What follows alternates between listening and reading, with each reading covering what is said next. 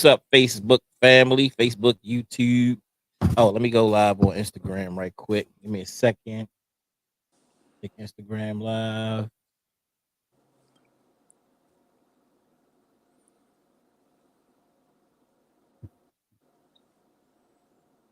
All right, live there.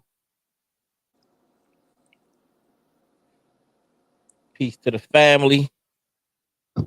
We at Conscious Heads, where Conscious Heads, we take care of your head inside and out, inside and out.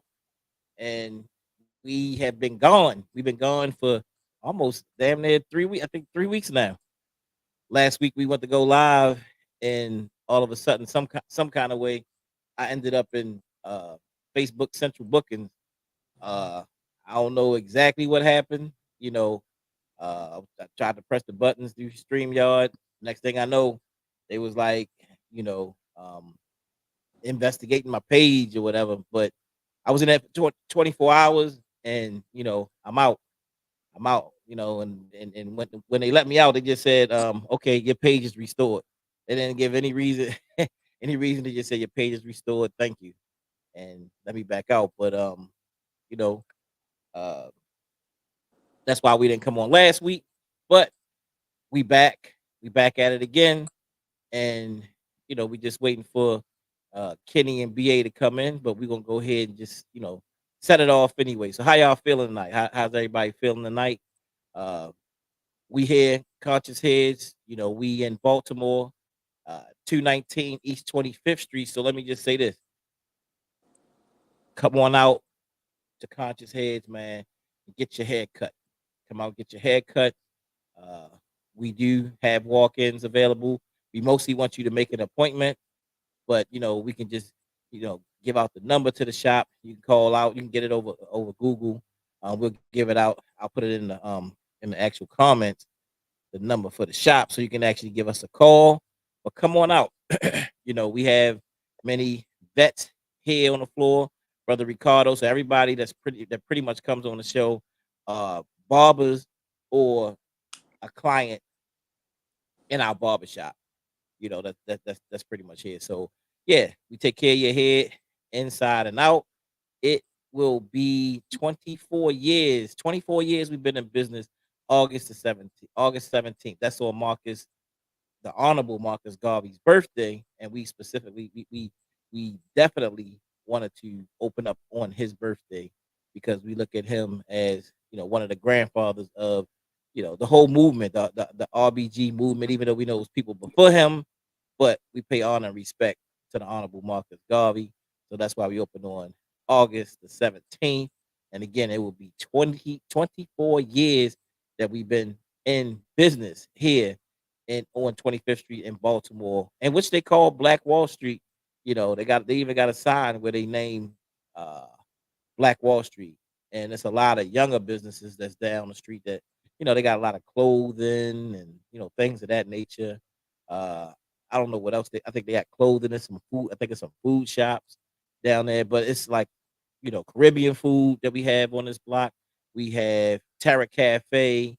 We have the Subway. The Subway is even black owned here on the street. And Taste the this. one across, taste this, taste this across the street. The So it's sister a with the cupcakes with the yeah, band. the young Yeah, ladies, young girls. ladies. Yeah, they got some nice stuff. Yeah, man, and they got about 2 or 3 vans, I think, that they do. Yeah. That Yep. It's they like two, they three vans. yeah, they be everywhere. And Then the them brothers young, I, with the clothes. Then they got the people with the I guess you call it a smoke shop, where they got all types of paraphernalia when it comes to cannabis. yeah, okay, yeah. So I mean, yeah, they got that, and it is many other stores, but Yeah. it's a Yeah. it's a Not, lot it's a lot of stores. yeah. Yeah, on 25th Street. So y'all got to come through here, but definitely come through. You got Reflection Eternal that's down off of 25th. They on St. Paul. St. Paul Street. And used to be the greenhouse. And now the greenhouse is, I think, moving on St. Is it down St. Paul Street? Basically, right there, St. Paul at 23rd, right down there. Next, you might as well say next door to me. I think it's called Mama Coco's or something like that. Oh, okay, okay, Yeah, okay. they changing the name. Yeah. Okay, cool, cool. So they'll be opening back up again, changing the name with a new menu, things of Yeah, that nature. So let's see, we have them there. And Flourish. Flourish used to be inside of the greenhouse. And yeah, Flourish, I don't have the address now, but they actually on Harford Road, Peace to Sister Elijah, are coming back. And I think it's called Nourish to Flourish now. So she's doing like yoga classes there. She's doing meditation, all kinds of stuff, to help people heal their spirit and everything. So it's a lot going on. I know a lot of times people don't think that we got, a lot of black businesses and different things, but it's stuff that's going on in the community. And, we just want to help to promote that and all. So let's just kind of like, in general. So I'll just start off real quick. Brother Ricardo, how you feeling? How you feeling today, sir? I'm good, bro. Can't complain. Good, good, good, good, good. How was it? How was the day at the shop, man? It was slow. Slow, slow. It was slow, but that's what That's what come with the territory of being a barber. It was crazy because it seemed like it might not have just been our shop, even No, like it wasn't. across the country. But I saw a barber on there posting like, "Well, when it's slow, that's when you recalibrate your clippers and you cut your own hair or you cut your fellow barber's hair. You get each other right, and you know what I mean. You tidy the shop up, man. You know what I mean. You gear up and you get your rest and you get tightened up so when it's time to really get to have your stamina right, you got it together, you know. I mean, I'm grateful for these days too, though. You know what I mean? Because it made me think back to when times where it was always slow for me. You know what I'm saying? When I was just Nah, getting started. So um, it's good to have those days of reflection too, man. You know, you don't want to always just be running, running, running.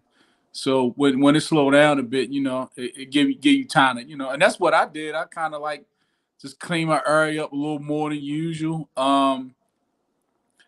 Reset some blades and stuff like that. Of course, get my reading and I always keep a book on hand. Um, and I was pretty much in there by myself for a good part of the day up until the afternoon, up until Kenny came in. But yeah, I was in there for about a good maybe about 10 hours a day. I got there this morning about 6:30. I had a yeah, person, then I left, went to the gym, came back, and sat there until about what? When I left you, which was around about 7. So I yeah, was there, yeah, but then yeah, you might as well say yeah. The 2 hours I had like at the gym, that was probably the only time I wasn't there today. But yeah, yeah, yeah, man. You really represent hard work and dedication, bro. You know what I'm saying? Like really, really, I appreciate it. mean, represent that. And that's one thing I respect about you. Like, and I know we even in the shop, we'll debate about certain things, but I don't debate you a whole lot. You know what I'm saying? Like we don't debate a whole lot. We will go at, I mean, have some differences and stuff like that. I mean, which Yeah, is what it is, but I mean, it's brothers at the end of the day. And I respect your work ethic, man. Like, I mean, like, more than a whole lot of other people in general. I mean, because man, I mean, if it's one thing, wherever we disagree on different points or whatever, you yeah, represent that hard work. You represent like yo yeah, getting in there, making it happen. And I saw and I saw you as people want to go back and look at your interview that we actually did.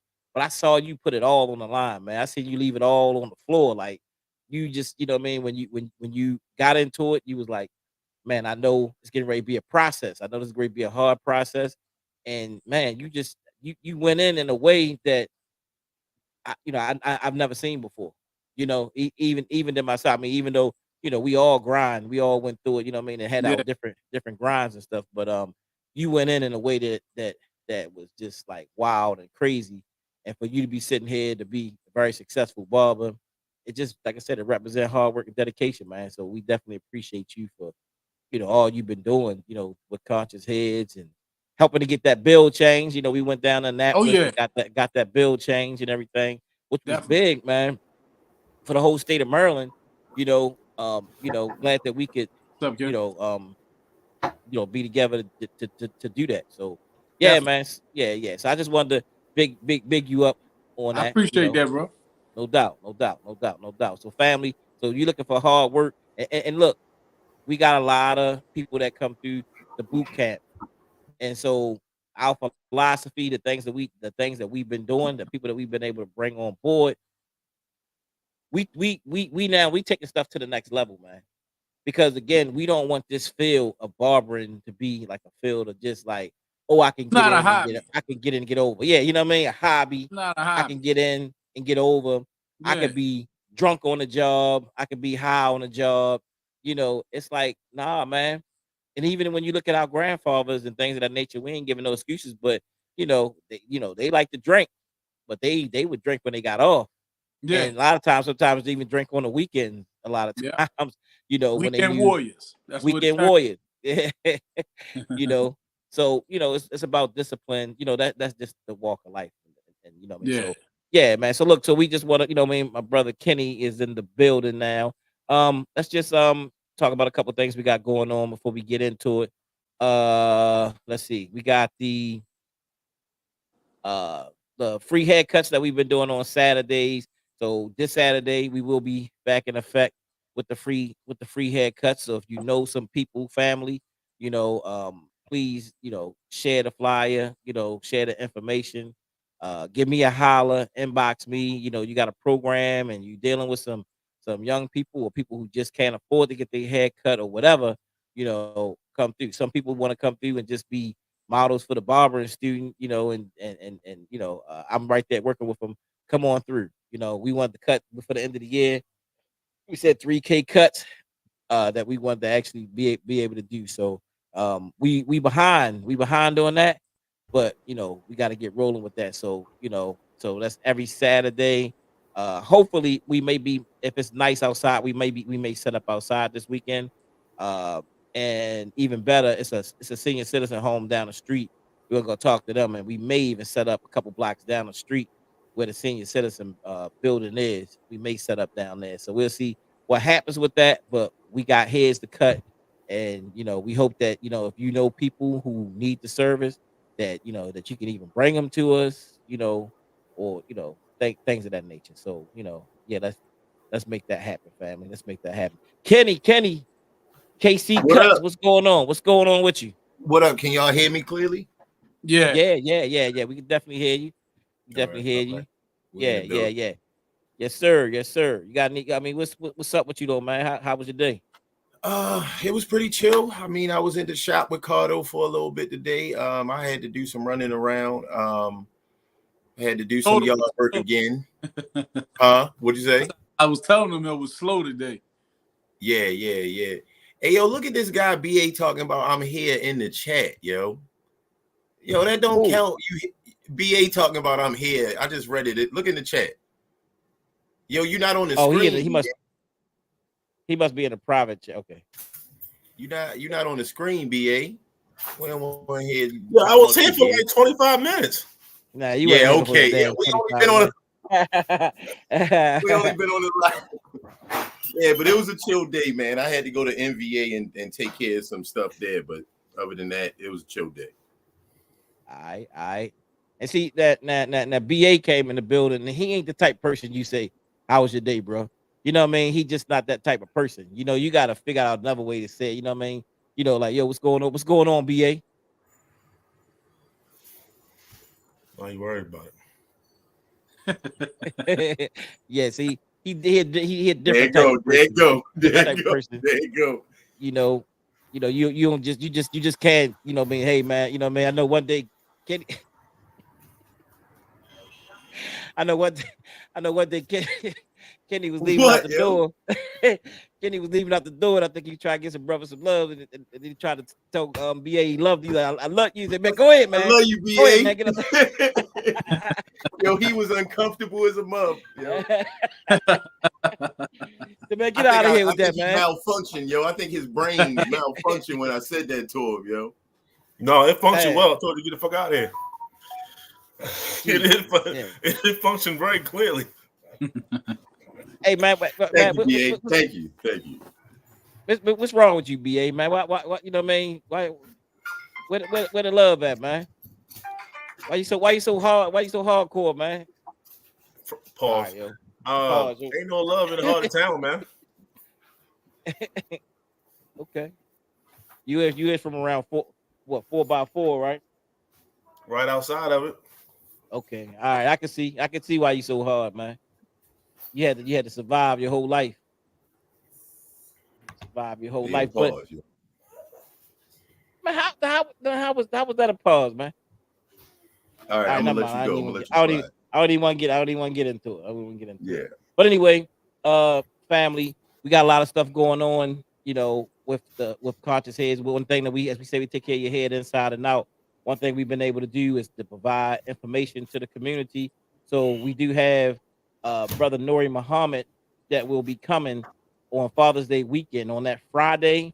How to love a black woman, how to love a black man. Something that's very important in our community right now. Love and relationships that's dysfunctional, and we need to get on top of that. So hopefully, family, y'all come out to that. Following up with that, you know what I'm saying, we're gonna be having a workshop, a black male female workshop on relationships. You can be single, you can be a couple. So we want to get y'all out, you know for a workshop like that. This is gonna be something that's gonna be work centered. You're gonna be actually doing, it's gonna be an assessment that's gonna be done. Gonna be some work that's gonna be done to help people to uh with that with your relationship, or help people to know how to move towards a relationship. So we want y'all to be able to come out for those different things. But meanwhile, let's get ready to jump into anybody else want to say anything before we actually get started? Okay, I guess not. No, All I right. ain't got nothing. Okay, first thing I want to do, I just got to do this because I'm getting tired of these NBA coaches, uh NBA players who constantly come before us as barbers. I took this picture the other day after the game. Uh, this is ridiculous, bro. This is ridiculous. This is a millionaire. This is a coach.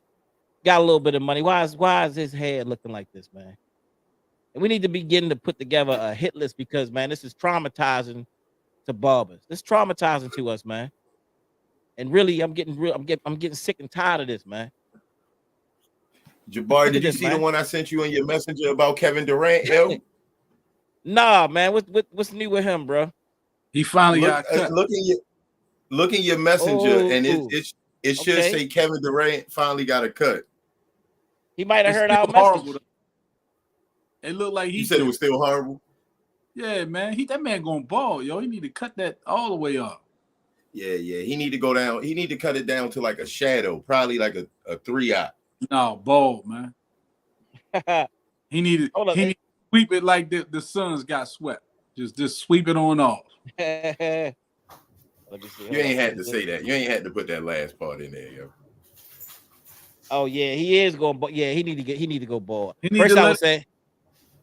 let it go, man. Yeah. Like First, I was saying. First, I like was you saying. stole your hopes of a ring this year.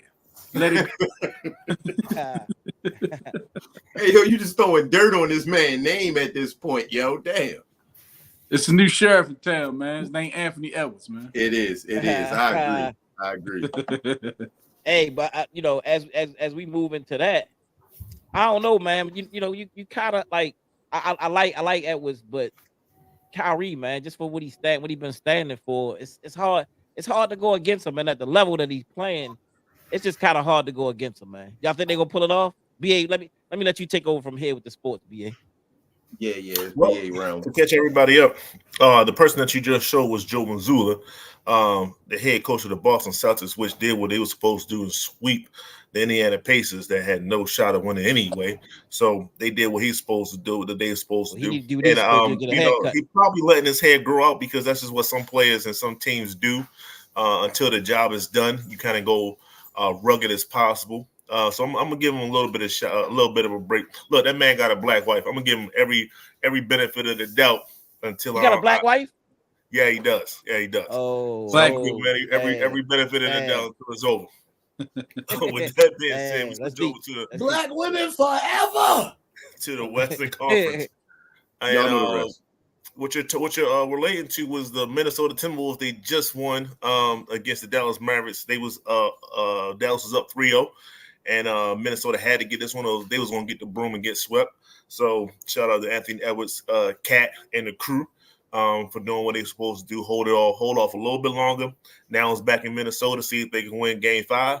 and then after that could be all bets off. So are they going to do it? Chances are no, because no team has done it in like 155 tries. So it's kind of they kind of up against the wall when it comes to that. Absolutely. But yeah, Kyrie is playing great. Kyrie is playing. This is his redemption tour. On the court, it's nothing he's doing differently on the court, besides maybe being a little bit more patient with his teammates. But he's still a great ball player. It's really everything off the court that's affecting Kyrie, whether he chooses to do certain things when it comes to vaccines and post to certain things that could be talked about later, stuff like that. So, he's been doing a great job of keeping all that to the bare minimum and just talking about basketball. And then if he ain't talking about basketball, he's talking about his family. So I understand what you're talking about when it comes to Kyrie. Like I said, I think he's doing a PR move right here to just focus only on basketball and his family. And that's what he's been doing. Yeah. Definitely. And it's not just about him at this moment. That's a team moment. Yeah, like you said, it's hard to root against Kyrie, yo. I mean, yeah, it is. With all the fire that he's gone through. All the way, I don't care. Yeah. I wouldn't mind if Kyrie get one, man. With all that he's been through, and with all how they tried to play with his career, man. When you say get one, what do you mean by get one? A ring. I mean, I know he already has a ring with the Cavs. So get another one. This would be another one. Excuse me. So if he gets another one, that means the other guy will be Finals MVP, which is Luka Doncic. So we will have to understand that the era of Luka has now started, and I don't think certain people, the person that's wearing the Baltimore Orioles hat right now, wants that to happen. So it is a catch-22 when it comes to that. Because that was real slick, yo. If he wins one, he's not Jokic. He's not like the rest. He will win more. The Baltimore Orioles hat. he will win more. So I'm just saying, I don't know if you want that to start, but if Kyrie's on, I ain't got nothing to say, yo. This is between you and BA, we got rid of one great white hope, and I was with my boys, man. I mean, down to the end, we got that boy up out of there, only to have another great white hope. You know what I'm saying? You know what I mean? But because my man Kyrie is really running that show, you know what I mean, running the flow of that team, we're gonna have we can let this one go. But I ain't gonna be, put them in the thing that he one of the greatest of all time and all that. Always looking for some white person. He's already one of the greatest of all time. Here you go. I'm just saying. Y'all always find some. You always find some white person. What percentage? What percentage of the league is black? Yeah, like 80. 80, and y'all always 80, try to find 85? Somebody in that 15%. Just one of the greatest of all time. Come on, bro. You have to realize what would this game be without what would this game be without the soul of black people, man? What would the game be out without the European invasion that just happened over the last few years? Do you realize who the MVPs are, right? Yeah, but that's strategic, man. That's strategic. They always looking for, because we so good. They let us in, and we just do phenomenal things, bro. You did see those shots that Luka was hitting last night, right? I saw, but like that's what he was doing. Like we didn't. Steph, it's not like we was making those shots. The dude was making the shots. But bro, I see Steph. I see some of the most phenomenal black people make the craziest shots in the world, bro. How come Luka's shots look so good to you, man? We got Michael Jordan, man. You know what I mean? He take a ball from half court and dunk the ball. You know what I'm saying? And why Luka's shots look so good to you, man? Why do Luka's shots look so good to you, man? You heard it, man. Why they look so good to you? Did you just say Michael Jordan dunked the ball from half court? Are you talking about Space Jam, sir?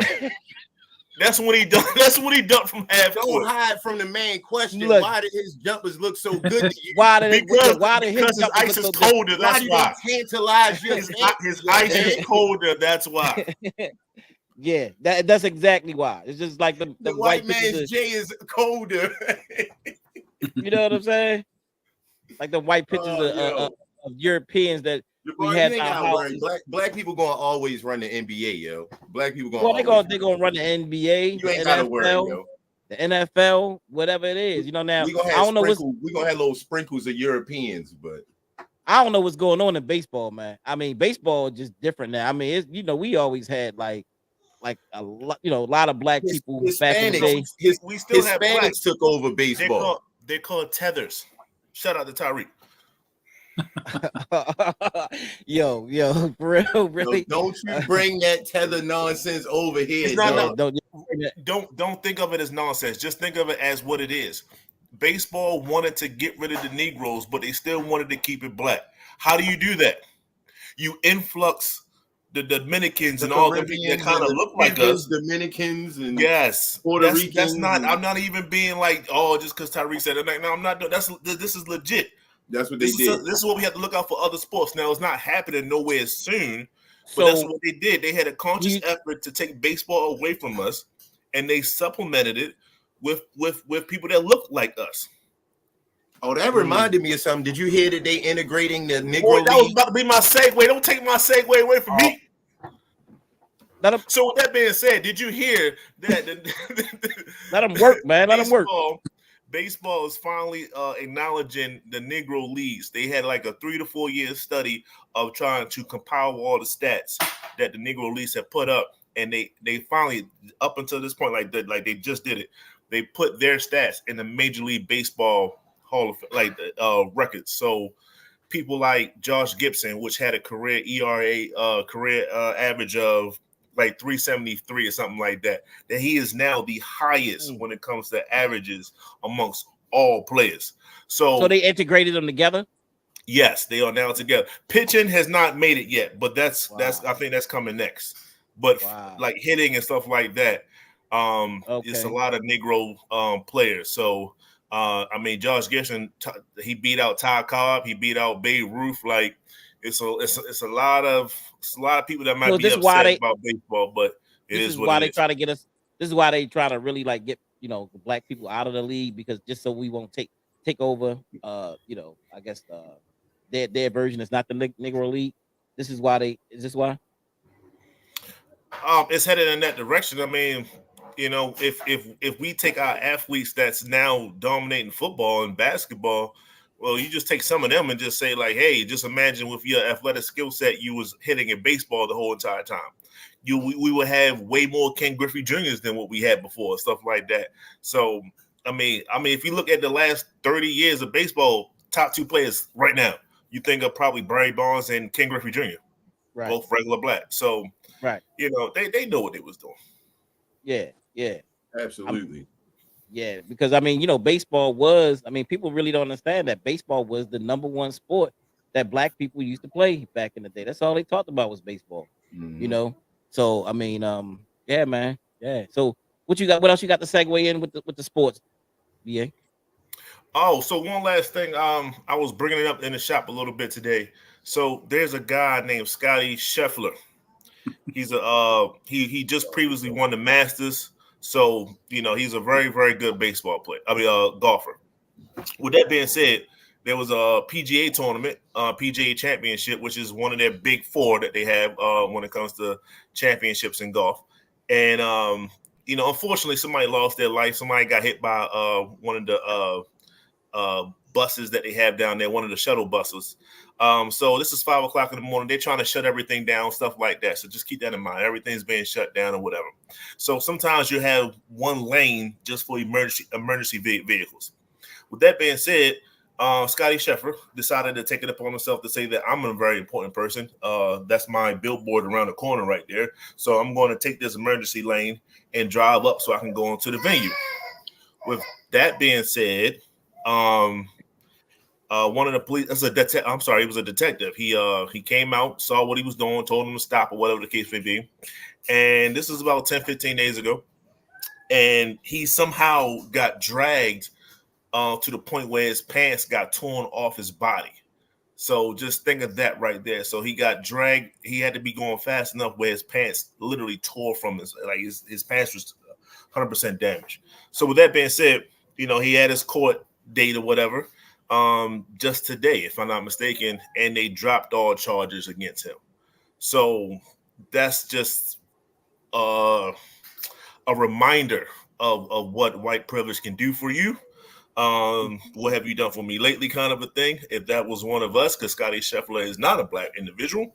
I don't even think we would make it out the police scene if we dragged a police officer with our vehicle. So that's why I wanted to bring it up here, just to show a reminder to everyone what it feels like to be the other side. Like the other side gets away with stuff like that. We might not even made it past the scene, the scene of the crime. So it is what it is. Oh, and he got out. He did go to jail for a little bit, just a couple hours. And then he made it back to his tea time. So just he still got to go to work. He went still back got to go to work that day. That's crazy. That's what that was. So so I brought it up to the chat, to the group chat, and no one. Jabari, he was like, "Yo, who's that?" Right? And I was like, "Exactly." Now I wasn't saying exactly to point fingers or anything. It was just like, had that been anybody else of any other color, they would have been blasted. Right. Exactly. Social media, it would have went viral, that kind of a thing. They try to keep this as quiet as can be. Yeah. So that's just what when you said that. I thought he was black. I wouldn't look him up. I was like, why is he bringing him up? They're saying like, this guy ain't black. Yeah. It would have been everywhere. It would have been like, look at this is what Negroes do, basically, if it was black. Yo still got to go to work. That's crazy. Yeah, that's insane. It's insane. Ricardo, we was talking a little bit today about you was talking about these prom season, man. It's prom season. Yeah, all over the country is prom season now. People getting ready to graduate and all those different things. And you was talking about how much money, how much finances people are actually putting into prom season. Go ahead, rap about that, Ricardo. Yeah. Well, I'm a piggyback off a term that the brother that you got coming to town said, brother Nuri Muhammad. He said black people participate in financial coonery. And this is a prime example of it right here. Me, I guess I can say personally, I don't really necessarily see nothing wrong with getting these nice outfits and all that for proms and stuff. I think some things are over the top. Like I done seen camels. I done seen one girl had like a tiger in the cage beside a Ferrari. It's some weird stuff going on as far as the purchasing, but my whole point, we do it all across the board, not even just with proms, like we was talking about earlier in the shop with gender reveals and people laying away pregnancy photo shoots and stuff like that. Like we what they say, I think Nori said it, we beg for what we need and we spend our money on what we want. And then we spend it with the same group of people that we claim is holding us back and oppressing us. And you got to think about the amount of time and planning that it goes into putting these little 1 day events, not even 1 day, maybe 3 to 6 hour events. You know what I'm saying? The amount of money that goes into hiring photographers, getting dresses made, hair, whatever, you know what I mean, that you're putting in it. These $1,000 designer shoes. Back in the day, a cool little pair of Stacey Adams, you was good money. Like they laughing at them now. You know what I'm saying? It's just a lot of money that's getting put into these little small events, and we don't necessarily have the same amount of energy getting put into planning the futures of said children. You know what I'm saying? And when it comes down to what you're doing when you actually get out of high school, is that same amount of time and money being? I'm sure it is in some households, but let's be honest, in the large majority, probably not so much. When that child, if they lucky to even go to college, nobody's sitting around coming on one accord trying to put together to make sure they got books and things like that, or dorm and stuff like that need to be paid. It's a lot of energy that we put into things that don't necessarily serve us as a people. And this time of year always remind us of how often we do that. And most of the time, honestly, like these people going to the prom, they don't even got dates no more. Yeah. You know, they having all this big. I mean, people shut down the streets and everything, and it's Yeah. just one person that's going. Now, I'm not anti-prom at all. Not me. You know what I'm saying? I want people to go and have fun and enjoy yourself. Yeah. I will say, when I went to my prom, you know what I'm saying? Like, you know, I had a fresh Lincoln Town car at the time, you know, that we actually rented, and I was, you know, we had something made. We had something made, you know, and we had a good time. But like you said, we didn't go absolutely crazy with it.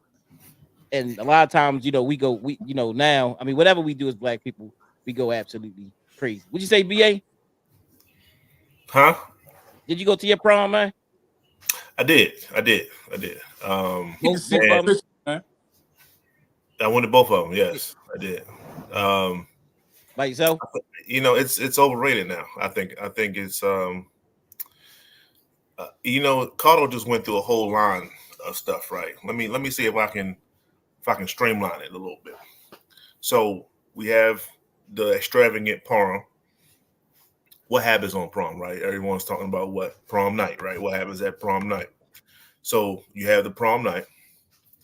9 months later, we having the gender reveal, or within that time, the gender reveal, and now we have the pregnancy. You know, that's photo shoot with the stomach out, with the photo shoot joint. Yeah.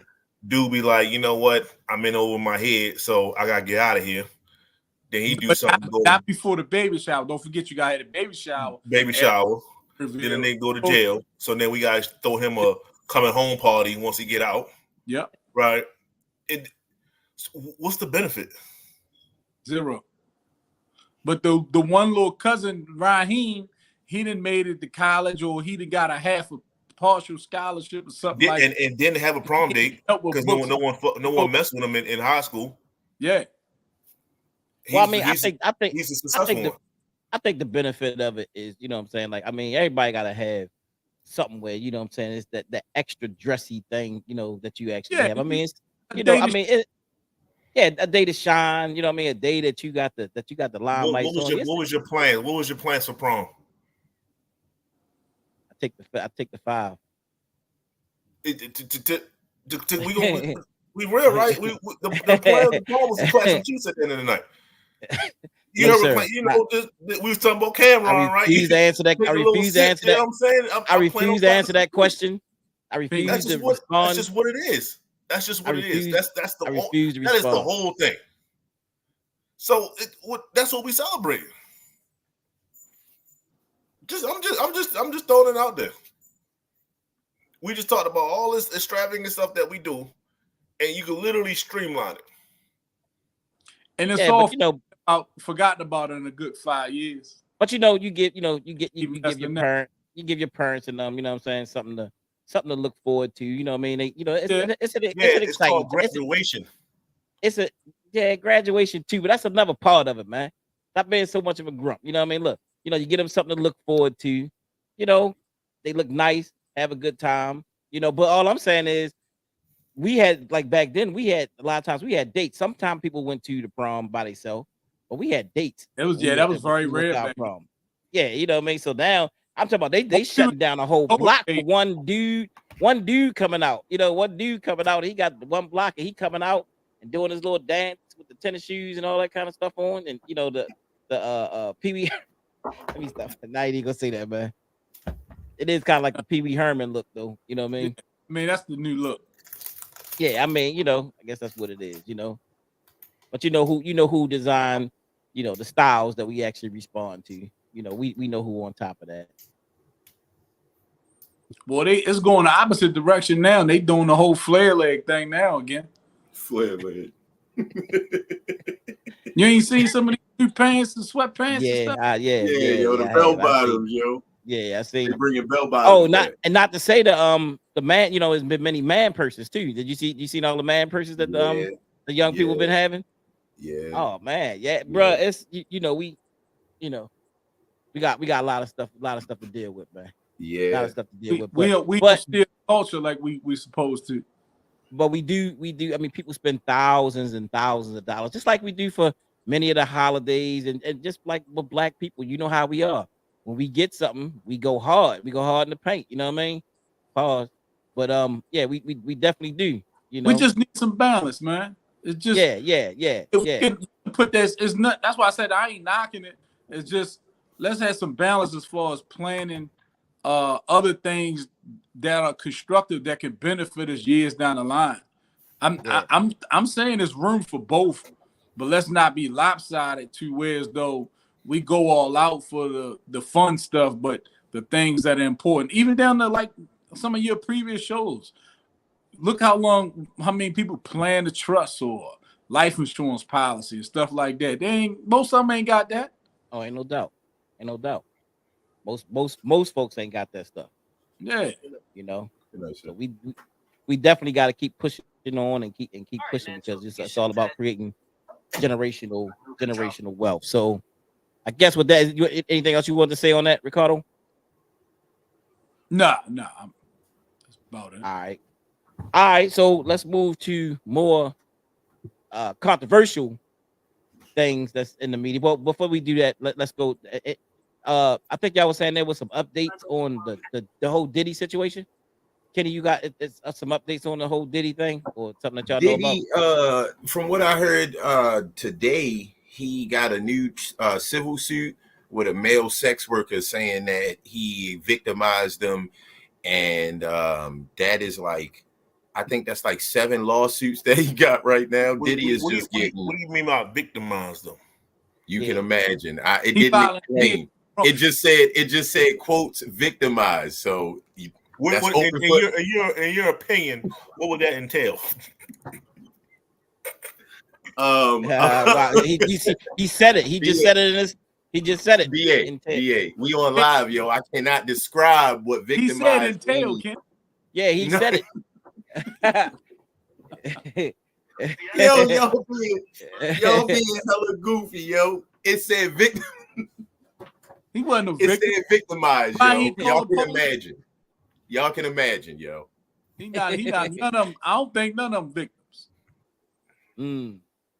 So, yeah, they do like they seem to like Diddy's luxurious lifestyle, honestly. Long as they was all for it. Once the money dried up, they don't really tell until somebody else does it first. And ain't nobody call the police. They calling lawyers to sue. Yeah. They not trying to get justice. They trying to get paid. Yeah. So, as far as I'm concerned, all of them volunteers. It seemed like they took the. They might have took the abuse to sue him later. I don't know. I don't know. No, I don't think that. I think Diddy's a dirty person, and I think some of these people knew Diddy was a dirty person. They had fun with his dirty ass, and they enjoyed his dirtiness. Yeah, they enjoyed. They played in the dirt with him. And but it's like you can't play in the dirt and not get dirty, man. You can't play in the dirt. And though Diddy has a lot of money, he has the morality of a dirty nigga. That's the best way I can put it. I mean, Diddy dirty money. Dirty money. There you go. I forgot about that. Dirty money. All of them knew what they were signing up for. Diddy's a scumbag, yo. At the end of the day, they were scumbags too. Yes. Takes one to know one. Yeah, yes. I mean it's a whole bunch of scumbags that's out there. But see, this is what I was saying the other day, and that people get mad at me. You know what I'm saying? Like, just what? You know, I know Diddy, and whatever he did, he got to pay for. But never ever forget the hand that's behind Diddy. You know what I'm saying? And those people, you know what I'm saying, in this white power structure that's done crazy stuff to our people. I mean, that's tortured our people. That's done all kinds of crazy things to our people. You know what I'm saying? So yeah, Diddy is bad, but ain't nobody worse than this oppressor that's here in these states right now. Nobody's worse. You know what I mean? Worse than that. You know what I mean? That's always prevalent.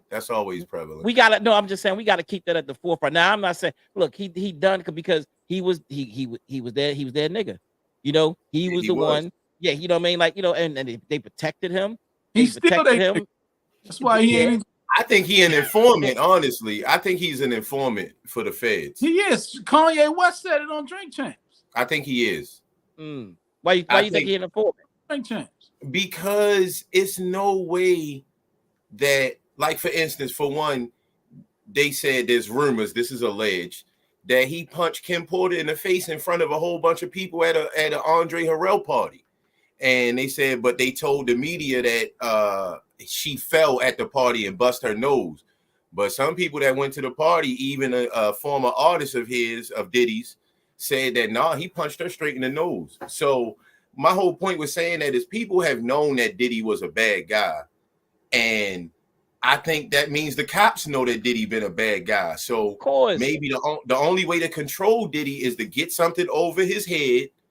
That way, once you got something over his head, now you can move him like a chess piece. They already had Because- something over his head a long time ago. Bro. I think so. Look, they always I got think stuff on people's head. Keefy D probably been over his head a long time ago. Nah, Keefy D ain't over his head. They got something on this man. No, when Puffy got the seed money to start Bad Boy from Clive Davis. And people think he There you did something. He did something funny with Clive Davis. Bend over to get that bread, man. Yeah, and he had to continue to do so. Yeah. So he was in good with them people because, you know what I mean, he was dropping like it's hot, and they was picking it up like it was not. Bars. Yeah, that was bar. That was definitely bar. That was a bar. Yeah, Diddy. I think Diddy has been fondled, and then Diddy went around fondling.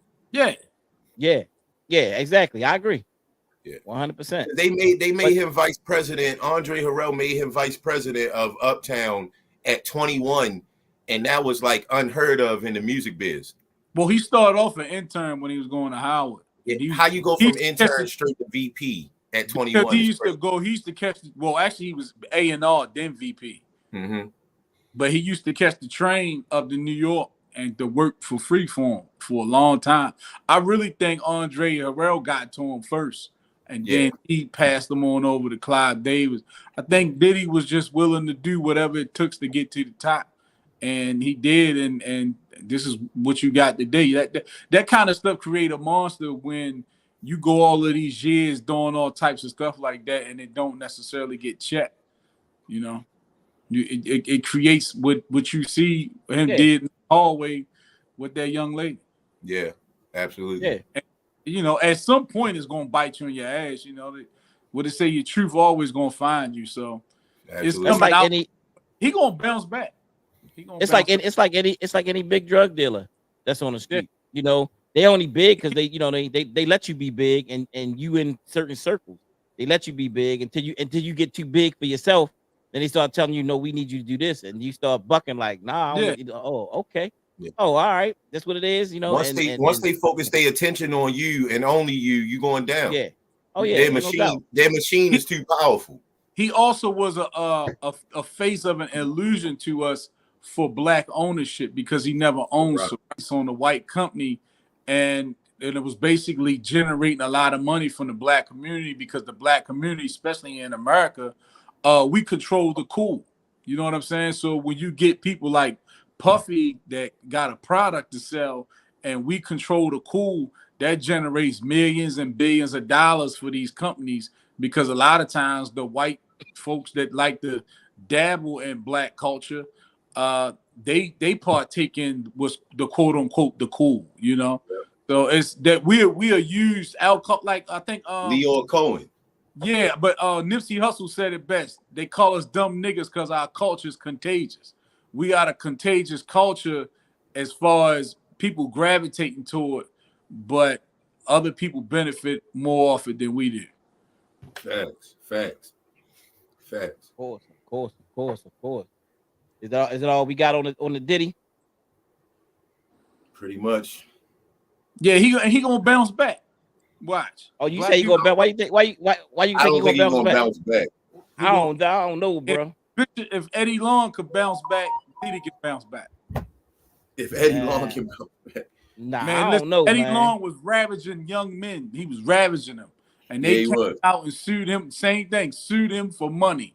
And he paid them off, and they turned around and crowned him king in his own church, put him up on a seat and lifted him up in the air.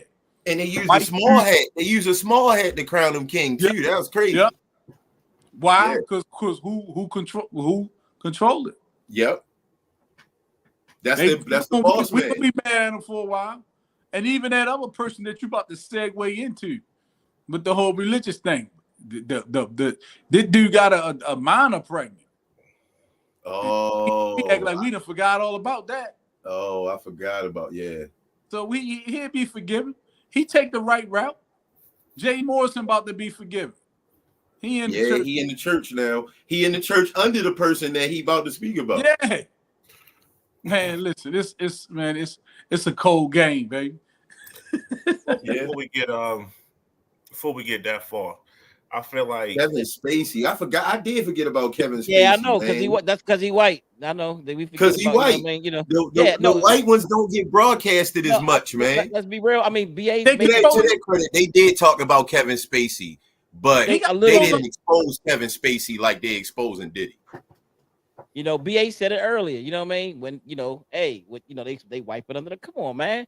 We in America. We know what it is. You know what I mean? So look, the campaign has always been to make black people look like the worst people that ever walked the planet Earth. They did the same thing to R. Kelly. You know what I'm saying? I mean, he's the worst. No, you're supposed to do when you got power. Exactly. Exactly. And so you paint it before the world that this is just a horrible people that have no good in them, no matter what position they in, rather it's politics, rather it's sports, no matter what it is, these are just the That's how you keep power. Of course, that's how you keep power. Let's be real. You only keep power by taking power from somebody. Yeah. That's all. That's the only way to have power is to take it from somebody. The thing is, like a man said, though, we can't keep hating on people that we haven't outworked yet. Right. Mm-hmm. Regardless of whether we like it or not, right or wrong. Until we outwork, outthink, outstrategize, and outorganize, we're gonna keep they losing. know what they supposed to do. We definitely have outworked them though. You know what I mean? Like nowadays they basically you talking about we outworked them, but it's just the years that we outworked them. We didn't have control over the. We didn't have control over the benefits of our labor back then. We didn't outwork them to get power. Yeah, we haven't outworked them to get power.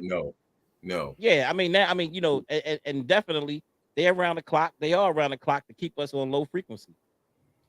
That's what that's what this whole thing is about. To keep black people hating each other. Matter of fact, not just black people. To keep everybody hating black people. I don't care if it's Hispanic. I don't care if it's white. I don't care if it's black. Everybody's supposed to hate black people because we such a phenomenal people. And if we do tap into that power, they in trouble. They in trouble, and they know that. So they go out their way to keep us in the situation that we find ourselves in today. This ain't just us just doing this. This is them behind the scenes. You know what I mean? Now, of course, people say, "Oh, you don't have to do it," and all those kind of. I mean, we blame it on the system. Now it's our problem, but they constantly bombarding us with this with this language, with the TV, with the music to keep us on low frequency. Let's be real about that. I mean, we got to be real and be clear about that, as they should, because that's your enemy. Man, I'm about what their agenda is. Yeah, you know what? A brother told me that in prison one day when we used to go and do the prison ministries, and he said that I never thought about that. And I said, man, they paint us in a bad way. They do such. And he got up there. He said, man, that's what they supposed to do, man. That's your enemy. I mean, he just made it plain that day. I was like, damn, that make perfect sense. It make perfect sense the way that he presented it on that day. You know what I mean? So yeah, man. We don't view it as teams, yo. If we view it as teams, and you can't blend the teams, we would do better. But a lot of us don't see any other people as our enemies but black people. Like a lot of black people don't see anybody. The only people they'll say is their enemy is either themselves or other black people. They won't really say any other group of people are black people's enemy. And that's part of the bigger problem. Yeah. How you going to outwork an enemy that you don't even, if you consider the enemy the friend? You ain't gonna never work to take power from him because you see him as a friend. That's not 100%. Nah, he's a little mistaken. Black people do have it is genius on the other side. Black people think the police is the enemy. Sure. Right. So just think of if I'm controlling everything, you're not looking at me. I didn't got my weaponized force for you to be angry with. So you're like 5 levels away from where I'm at. So I'm gonna give you something to be angry about.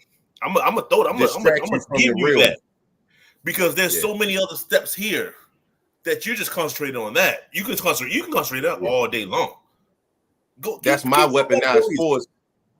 You focus on fighting my weaponized force. You never focus on fighting me, and you're never going to beat that first step. Good plan. Yeah, I see your point. Diabolical, but good plan. Good plan. Evil genius. Could you say evil genius? Hey, that's what they do. Their job, man. They doing their job. Our job doing it well. That shit.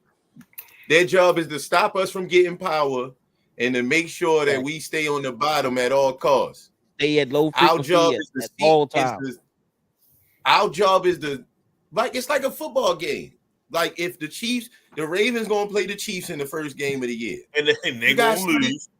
Whoa! Okay. What you just say? All right, we don't entertain it. Don't entertain it. Wait, pause, guys. I was trying to stay along with you guys, so I was trying to put myself in a losing mentality. Continue. I'm sorry. Go ahead, Kenny. I'm sorry, man. Your season ended before our season ended, yo. That's neither here nor there. Oh man! By the way, this guy likes the Buccaneers family. Get your host up very high. Like, look how we can go. And notice crashing down. And notice by another lawsuit. And notice it's another great. It's another white man that great white hope that this brother he's with another the white man that BA love. He would go with the great white hope instead of Lamar Jackson that's right here in Baltimore and Tubman City. But he wants to roll with the white man again. But he identifies his foundation for Black American. Yeah, yo. That's crazy, yo. That's crazy, yo. That's crazy, yo. I bet you got a white picture. You got white Jesus hanging over your bed, don't you? Tom Brady. Tom Brady. It's Tom Brady, yo. Yeah, you got Tom Brady. I bet. Yeah, Tom Brady with the Jesus sandals on, yo. I like that. I like how y'all went back and forth with that one. That wasn't bad. That was a good one. Y'all get perfect timing with that, yo. I appreciate it. Yeah, the Tom Brady alley hoop right there. Yeah, the Tom Brady genius. That's classic right there. When he had a long hair with the Patriots, I know. Yeah, I get it. That's classic right there. So far as the sports, when we was talking about again, we was talking about the roast of Tom Brady, and I was just saying that that one of the things that I don't think people made a big deal about was Kevin Hart actually hosted the show, and he said that Tom Brady, picked his career over his wife. Then he went on to say, he said that's some nigga shit. You know what I'm saying? Like, you know what I mean? And he went on, just to say that was one thing that he said. I was like, man, come on, man. Then whoever the black lesbian sister was, do y'all know who she was? I don't know who she was. She was the other black comedian that was there. I'll look it up for you. I'll look it up. Yeah, look it up for me. I'll look it up for you. Yeah, if you got a picture, if you could throw it on the screen, you could. But and she went on to say specifically, I mean, she went flat out, was like, and then she made the same comment. She was like, and because we know black men don't take care of their children, and that's some nigga shit, and it was like, damn, like, that they did that, in front of all. I mean, who cares about? I mean, but they did that. Well, in front of all these white people, man.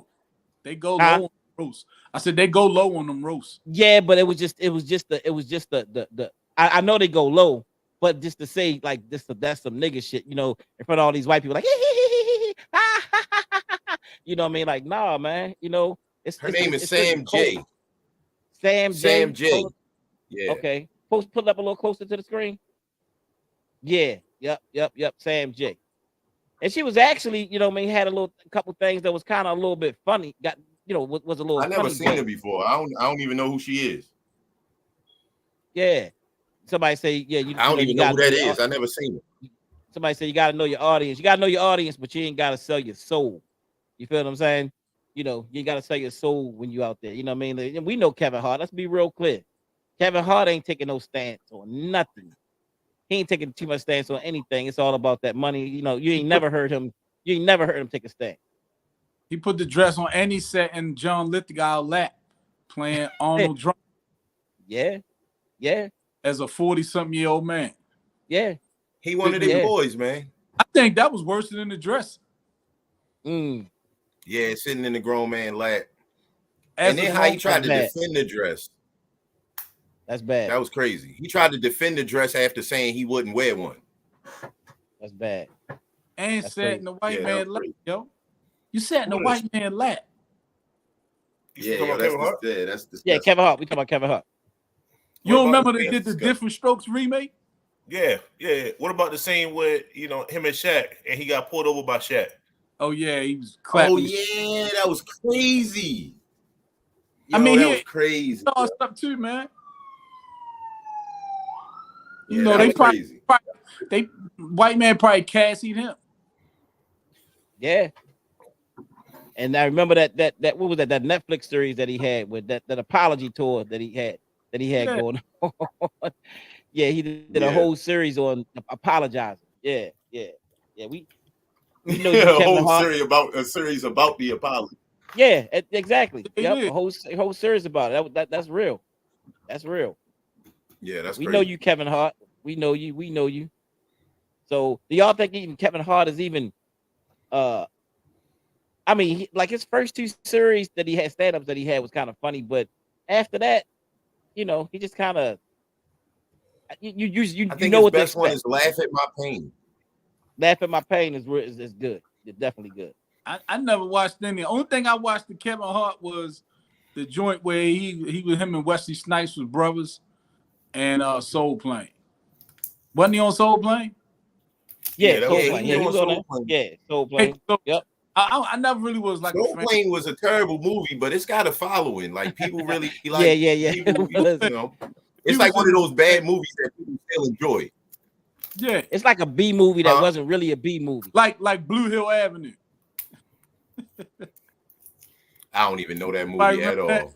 Yeah, you shaking your head. I I ain't was never waiting for heard BA of to pull you up. I was waiting for BA to pull you up because I ain't never heard that movie I ain't The never heard that dudes, shit. I ain't never heard that. with G Money in it. either. They was drug dealers up in Boston. No. They was wearing suits and So shit J. all the Cole time. made an It apology was like song with it. Who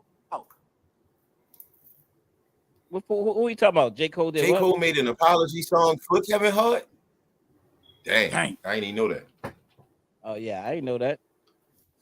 Yeah, But man. hey, Niggas it's always the saying industry. It's the industry. It's fuck. the You industry. When see you fuck- upset the alphabet community, you get punished, basically. But you heard what DL Hughley said. That's why Kevin Hart had to make the series. Yeah, But that's ain't why I had to nobody make the series. DL Hughley say sorry for what he said.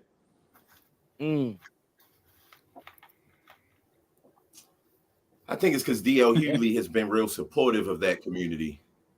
But do you heard what he said though? No. What'd he say? If you could take a D and you'll B, then you could take a joke.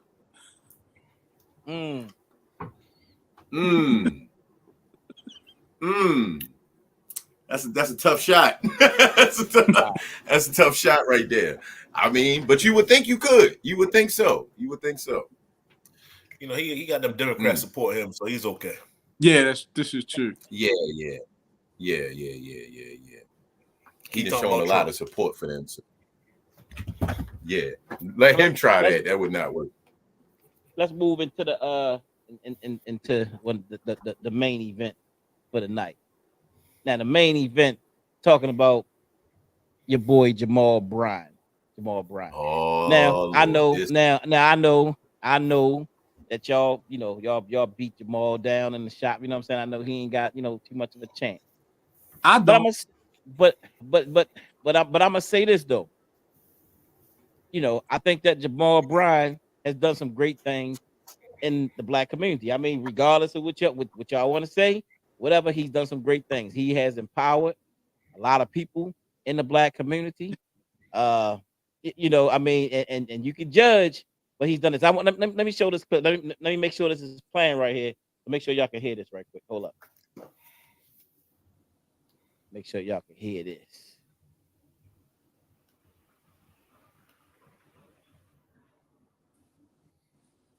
The groundbreaking ceremony of our innovative mini home. Can y'all hear that? Can y'all see it? Yeah. Yeah. Hello? Y'all can see it in here? Yeah. All right, cool. All right. Yeah, man, play a video. Community, the Venison. I knew with over 250 acres, God got something else in mind. We have allocated 33 acres on our property, breaking ground on 150 mini houses right on our campus. Oh, come on, y'all ain't shouting right. Venison means blessing and goodwill. Only 42% of Black people in America are homeowners. As a consequence, that means over 65% of the people in our community are paying rent. Witness the dawn of a new chapter in home ownership designed to bridge wealth disparities and empower the Black community with an affordable entry into a prosperous future.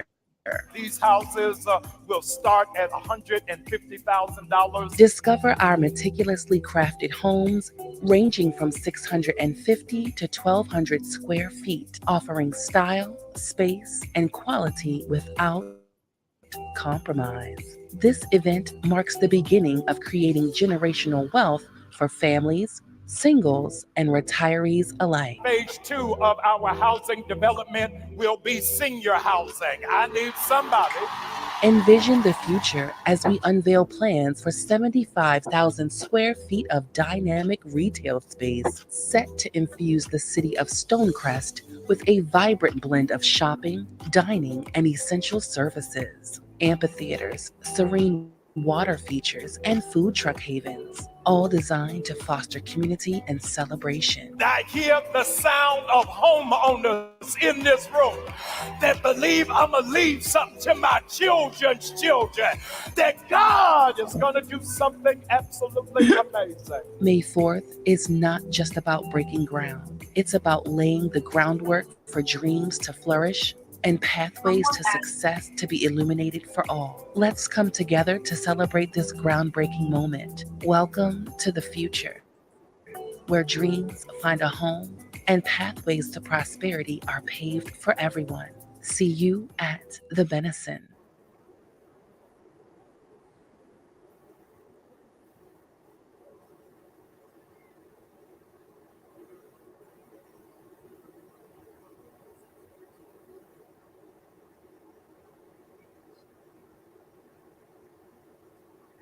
All right. Let me see. Now, and I wanted to play this other one right here, right quick. Hold on 1 second. Trying to get back into my okay. All right. So, Carter, what you think about that? It's no different from what's his name, Umar Johnson's. Until people start moving in houses and them businesses are actually going and stuff like that, it's just another building fund. You know what I'm saying? That the church talking about doing. Until people taking their keys and unlocking them doors and calling them places home, it's just talk right now. It look fly though. Don't get me wrong. But see, that's the thing. We real good at selling dreams to our own. And But he got the ain't he got the nobody black wall. and ain't no black businesses in the malls yet. You know, like you said, ain't nothing in there. No, none of that stuff. That project hasn't been completed. I don't even. If they broke ground, they might have just did. Ain't nobody. You're not talking about you talking about the Black Wall Street mall that they had with the black businesses in there. Yeah. They had opened up to, I think, to some degree at one point, because I know a couple people that posed that went up there.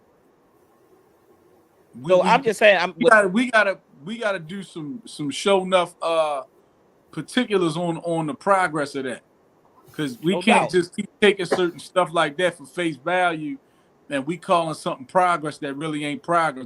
That's why I say ain't no different from Umar Johnson School. He got a building, but ain't no kids in there learning nothing. No, I think it's different. So he can have a little mall. I mean, you know, because what's the can say, sport? You know what I'm saying? Like we should at least know if he got a whole shopping mall, we should know what they selling up in there. And like, why ain't nobody talking about it on a big scale, even on these so-called black media outlets, especially all them people down in Atlanta. I ain't heard nobody talking about that. It's a whole bunch people of people talk. But I'll get more information on that, you know what I mean, coming up. But it can't be compared to Umar Johnson. Umar Johnson just got a building, you know what I mean, and the work, and honestly, the and work we still need to know who behind it too, though. even We Could it be could it be compared to Jay Morrison?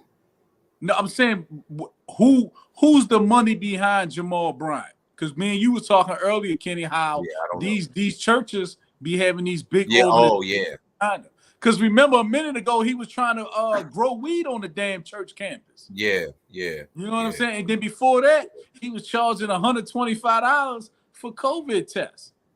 Yeah, So that was crazy. He's flip-flopping all over the damn place with what he trying to do and what he choosing to stick with. So but I will say that, you know what I mean, what he's trying to do is inspirational, and he's definitely had done some things in the Black community. Like, I mean, he's done some things, he's done some standing up. I know people want to roast him, I know people want to put him down, but he's really done some great things in the community.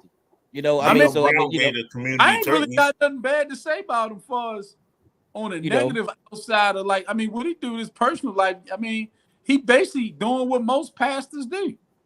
He got good lip service. And black women love men with good lip service. And they be wanting to have sex with them dudes. That's why rappers get all of the girls. They got good lip service. And they got groupies that want to screw them and all that. Jamal Bryant ain't no different from Young Jeezy or T.I. or Jay-Z. He say slick shit out his mouth and people want to drop the drawers for him. I ain't mad at it. Go ahead and crack off them hoes. Crack all them hoes, yo, dang. Yo, no. No, That's wild as shit. We don't get mad when Future do it. Crack all them hoes. Nah, man, but black people don't care, man. That's the title, right? Do black people have a moral code?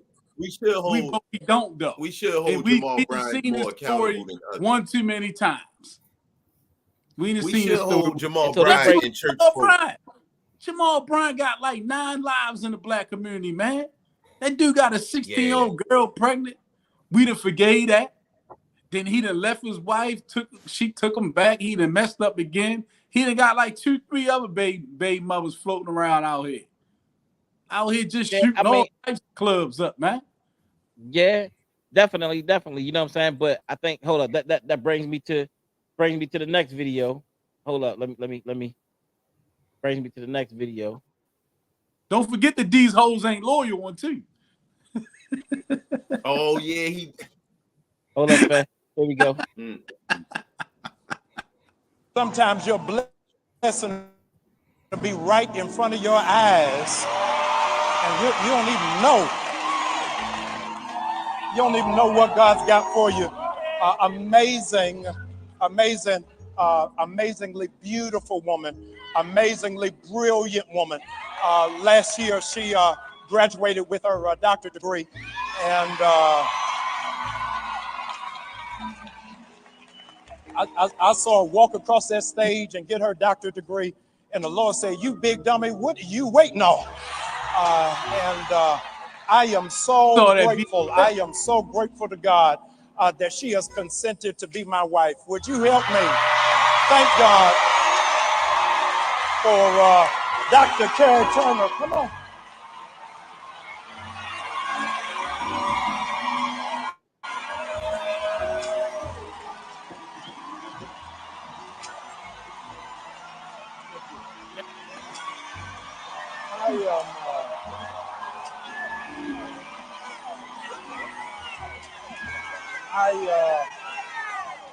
I can't tell you how happy I am, how happy my family is, how happy my children are, and I hope my church is happy for me.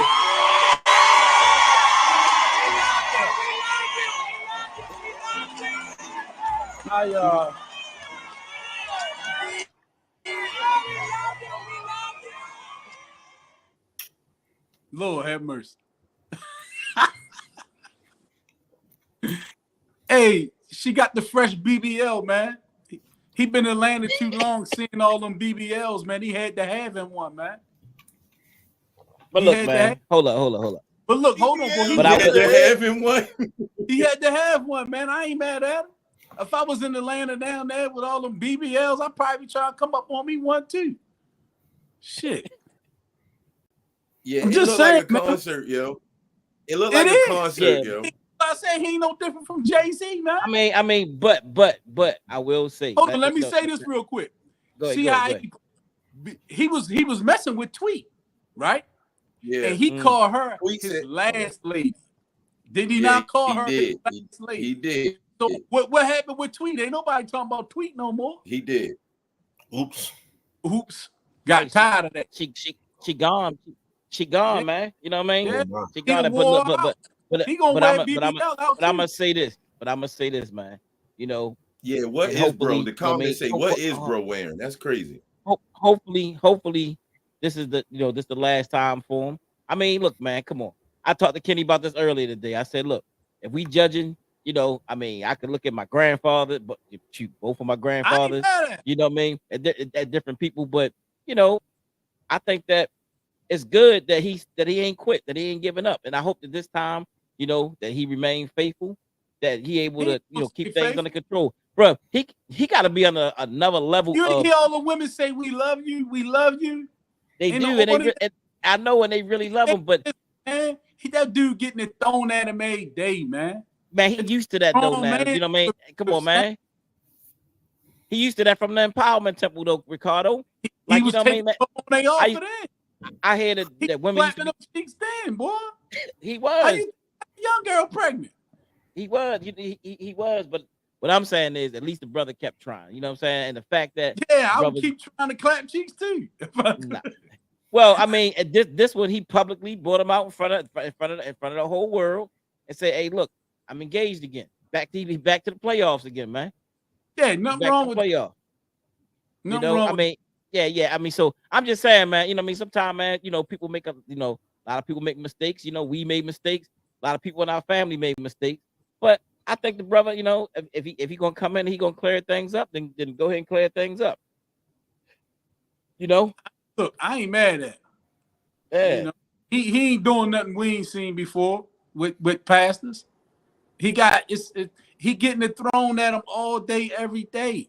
Then look at how he dressed. You know what I'm saying? Yeah. You can't tell a nigga he not a fly nigga, yo. Like he not Jay-Z and T.I. and the pastor all wrapped in one and shit, man. Jay-Z, then he want him cat. He a Kappa too. So he got the fraternity shit popping. And you know they supposed to be known for being pretty boys. So that's why he be dressing like that and shit, man. Yeah. And you know Atlanta is HBCU haven. Mm-hmm. Man, he gonna be man. He clapping all types of cheeks, yo. Do your thing. Do your thing. I think he was doing that. You know, man. I'm gonna give him the benefit of the doubt, man. You know what I mean? Why does he get the benefit of the doubt when this is not the first time? Or the man 5 baby mothers. Well, I think how many baby mothers? Got almost as many baby mothers as Future and Nick Cannon, man. How many baby mothers he got? Like 5. I ain't even know that. If you include his wife, I ain't even know that. That's wild. I think sexual addiction is something that's real. You know. So you trust future plans with someone that has that? No, well, you said what? No. I mean, because you don't know, because at certain ages sometimes, you know what I mean, you may have sexual addiction, and then you can cure yourself of sexual addiction. You know what I'm saying? Like all the stuff that man have been through, all of the crazy stuff that he done. At some point, you get to at some point you get to the point where you like, man, look, I'm tired of this. I can't do this. He ain't. That's why he moved to Atlanta. No, you can't say clearly that this man ain't down there. This man ain't ready to be serious now. Because I mean that's what people took to the internet and said, man, that whole man, that's such and such, man, such. And I get it, rightfully so, because you know the way he presented himself in the community. What's the difference between him and Umar other than the fact that he actually proposed? And he got more that he been married before, that he, you know what I mean, that he actually been in a relationship. Clearly, you ain't never whoa. Clearly it didn't mean nothing. You ain't never seen Umar bring no woman like this is. But I've seen someone. I've seen somebody with a high sexual appetite. and we're supposed to be entrusting him with future plans of the black community. And when you did see Umar do it, it was fake. It was fake. It wasn't even real, bro. I hear you. You know what I mean? No, you can't compare. the underlying Umar Johnson, bro. The underlying theme is someone with a high sexual appetite, and we're supposed to be trusting them with future plans of the black community. Yeah, we don't trust Umar. But he had a high. He may have had. No. Just because this person said, he got an engagement, he has a history, and a history you have to wait out time. How long are we supposed to wait? Yeah, you got to give him a chance though, because we gave him chances. Everybody got a chance to redeem. All he did was he just changed locations. Say like somebody who's getting high. You know what I'm saying? You know what I mean? I mean, they may have went in rehab. Would you trust that person getting high with your finances? Not initially. Exactly. Not initially, but you still got to give a person a chance as long as they still living on this earth, though. Yes, no, you don't. Well, you don't, but you know what I'm saying. But I would. That's your life. You chose that lifestyle. I apologize for you. It's all good. I'm just not going to do business with you. But I'm just saying. But I would. Always a crackhead. But people change. Nah, no sir. It's so many people that change their life, bro. People can change, but I ain't seen. I think the people can change, but have we seen much change out of Jamal? Nope. Bro, he just so look. Y'all got to give him a chance. Y'all already should. All right, you got to give him a chance. Man. Right. Give him a chance. You know what I mean? Bro, the brother but you got to admit, he did that in front of the world, though, Kenny.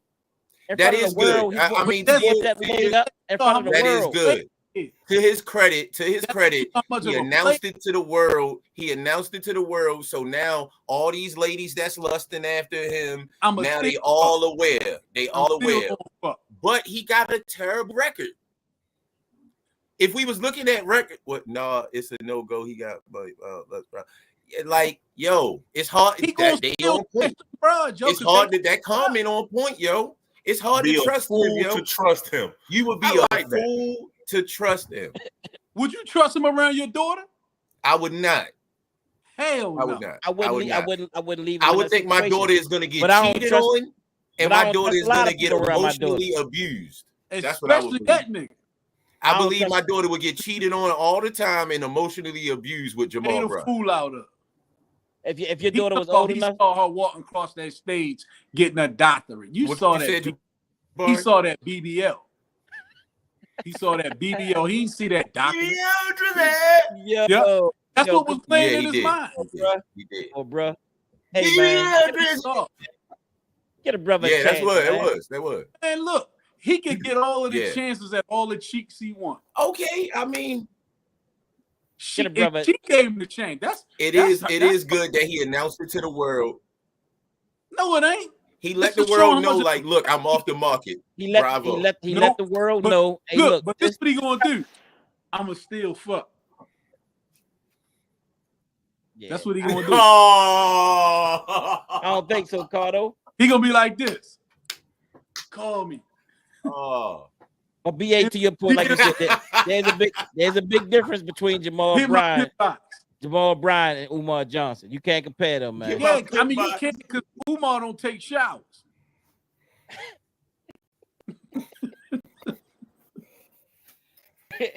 Come on, yo. You be seeing what Umar be wearing, man. This why he can't get his message across. This why his message be so funny, yo. Because of how it's packaged, yo. Speaking of that, my client came in and said, "Is Umar a comedian or an activist?" I got Carter was my witness. Young brother. My client asked that. Yeah, he asked this. I said, "Yo, the fact that you asked that is terrible, yo." What he like 19? Just over 20 something. Yeah, 20, I think he like 24. I think he like 24. And that might be a young man who really trying to get himself together, honestly, and see Umar because it's conflicting. Because you see him, you're like, "Damn, that's deep." And damn, you know what I mean?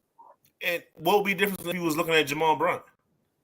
At least Jamal Bryant, like a fly nigga, yeah, he'd be more than likely to take him up on his shit, man. Shit, I'm gonna do this church hustle and get hoes like that. No, we don't want niggas doing the church hustle. They hustling niggas. I'm just saying, if he looking up to a Jamal Bryant, he's more look up to me and hustle these niggas like I hustle these niggas. Johnson. Umar That's be what Jay just- Morrison doing. Jay Morrison looking up the Jamal right now because he looking up He to a applied- 'cause Negro he that's applied- hustling Negroes to hustle Negroes. Yeah, that's why he down Yeah, there. no, God. Man, look, yo, we gotta stop. We gotta stop victim blaming. We gotta So let me stop ask you this. Yeah. Ho. Let's think about it. So do y'all think? So y'all think that Jamal is just hustling black people? Yes, And why is that? I didn't hear you. Yo. What you said? because they let him. All right. So do y'all think? I didn't hear the you all question. hit- oh, I said, do you think Jamal is just hustling black people? Yes. Okay. All right. Why do you say, Kenny? Because he's not leading them. He's By leading them example. to prosperity, and he's not leading them to clean up their lives for real. He Well, ain't I even mean, the prosperity. Like even the clip that have you heard him said, preach? Have even you the heard him clip preach? that you, even the clip that you played about the housing, it was a message of prosperity in it. Like, for what, him. don't you for him though? Oh, he said that he gonna make 150 mini homes for couples. It's gonna be one of the largest developments in the black community. Yeah. I You mean, still got qualified to buy it. yeah, I mean, but that's what they doing. They got programs for people to clean up their credit. They got But programs. He talked about there was only, you know what I mean, a certain percentage of black He gonna people. make a lot of money. I mean, he It's might money make money. based at the end. So, It's money. but He wouldn't be doing it if he couldn't make a lot of money from it. But who But if behind you- it, though? but Who if it's put- a win-win, Who put that seed money up? Because that's remember we were business though. talking. Don't those churches got big companies behind Well, them that dictate Yeah, they do. that they Yeah. preach stuff like that? They Otherwise, got they get the money and the tax breaks. Yeah, but a lot Yeah. of people got big. He like Diddy. He got puppet handlers too. Yeah, he That do. don't look like us. Yeah, that's Yeah, true. I mean, Just like we thought Diddy He could be the leading us to black-owned the business. slaughter. Right. He It's a could whole be lot. leading It's a whole lot some of people black into some bad. on white business. He could be could he leading be us leading into. us to the slaughter, or could he be leading us in a great way? The Hold on. Let's be real clear, because I don't want people, because people always do this. It has been the black church primarily that's been leading black people, you know, since we've been here in this country. That's been leading us in moral standards, and economic standards, and a whole bunch of different things. You know, what I mean, and even liberation, you know, and even rebellions that we've had in this country. 75 years There, ago. there Can we has stop been- right there for a second? Yes, sir. Rebellions, Go right? About 50 Rebellions, years right? ago. Let's stop right there real quick. Yes, They've sir. been leading us in rebellions. What percentage of black churches leading the charge in rebellion today? Or Zero. even back then. Or back Probably- then, like it's none of them are. If you Yeah. try to go to the black church and talk black nationalism, or talk, you know, if you just try to go to a black church and preach black Jesus, you gonna damn near get thrown out the church, dog. So Well, a lot of churches don't have see converted these over to black black churches- Jesus now. I don't see these Because the churches white man leading said in it was rebellion. I don't see them leading in Right. rebellion, and I don't see them leading in morality either. No, you gotta say morality. How can you say not morality? I'm gonna Yo, tell you look what- how. Okay, all right. How can I say not morality when how can you say pastors that? are officiating? Pastors are officiating the pastors are officiating the alphabet community ceremonies, and it's against their book. You are influencing us into an immoral lifestyle, and you the pastor. How you gonna have these many Jamal choir Bryant directors? defended abortions. And you pushing for abortions too. Some of the churches now they split on abortions. You know what I'm saying? Some of the churches be for it, some of the churches be against it. But nah, man. And what the churches are, the black churches are mainly made up of single black women, right? Yep. Whoever get mad, God get mad. It's the truth. 7%. It's the truth. It's made up of mainly single black women. You don't see these pastors trying to get these women married. Nope. Most of these pastors, they be shepherds over a lot of single sisters. That makes it easier for them to be like wolves. It makes it easy for if you got a church full of single sisters, that's easy to manipulate if you a fly nigga, as Cardo said. And you If you can a fly vote. nigga, Okay, hold on. let me let BA. Hold on, let get it. BA talk. Pink Let's- horsepower, nigga. Let's bring it locally. We all work 219 East 25th Street. Shout out. Bro, you do a Get lot your of haircut. programs. Get your haircut. Get your haircut. you do a lot of programs, right? You run a lot of stuff, right? You just talking about free cuts and all that stuff, right? Every Saturday, right? Right? Yes, sir. Okay. How often has the church across the street came out and helped? So how often have they come and help? Yeah. I mean, they don't. And there's many women that go over there because we I'm there. not rallying. I'm just saying, like you're talking about the church and, all these other good things. I'm not rallying. I'm not knocking that one individual church. I'm just saying it ain't hard to see stuff and the stuff you're doing from outside your door. It's weekly. Is we see it. They don't help. They don't care. Now I would say there was a church there before. This is a second church that was there. There was a church there before. Hey, man, what have you done for me lately?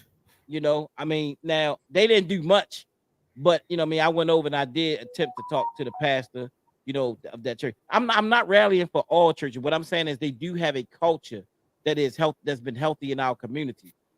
From what like if you look at the building, of these churches, if you look at like how they kept our people sane. I'm talking about, see, when you're dealing with life and death and all of that kind of stuff, funerals and all those different things that happen in life, those churches help morally to lead the way for our people. Economically, they was raising funds to, whether it was fish dinners, this dinner or that, or selling this or selling that. Though, morally, and regardless if you agree or not, their concepts of heaven and hell, and I ain't nobody's Christian, but I mean, they gave us a way. They gave us a way to get through. They gave us a way to get by. Even when we was on a plantation, wade in the water. That was all different. those Negroes. It's not different. It's not different. It's not different because it's not the same. Because right now, many people who call themselves conscious or whatever don't even have anything that they go to or that they're a part of. That they can, if something happened to you today or tomorrow, and I'm not, something happened to you today or tomorrow, and your family had to make arrangements for you, you probably don't even have that stuff in place because because you really probably not defined as what it is that you believe. So a lot of times people not defined what they actually believe. But the church has been like, even when people can't bury themselves because they don't have the insurance, a lot of times the churches will take them in, they'll bury those people. I mean, it's a lot that they do in the community. They and most of them have at least $250,000 a year, or $500,000 a year church that they bring in through just their church, just through their membership, or over $1 million a year. That they actually handle. Where a lot of us people who sit back and criticize ain't got none of that going on. That's all I'm saying. I mean, just notice that they have a lot of power. I mean, do they feed the homeless and stuff like that? Yeah, they do. Some of them may not get involved with what we do, but they do have their ministries where they feed the homeless. They go out, they teach, they do many different things in the community. I'm just saying, I know, and I'm not a Christian, but I did have to go back and look and say, yo, they have done a lot of work in the community.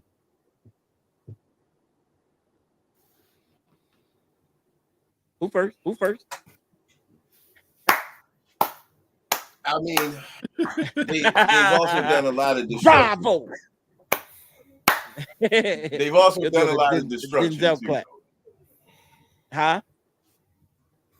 They've done a lot of, you know why? Because they was the cornerstone of the family. The church, like many times, if you had uncles and grandfathers, he may be a pastor of the church, and then you have uncles and stuff. Their foundation came out of the church. So then, there was sexual abuse that was going on. There was different things that was going on inside the church because the church was a part of the family. It was a major part of the family. So it was a lot. There is stuff that happened in the church, but we can't go away from the moral. I think the structure that the church has brought to the community.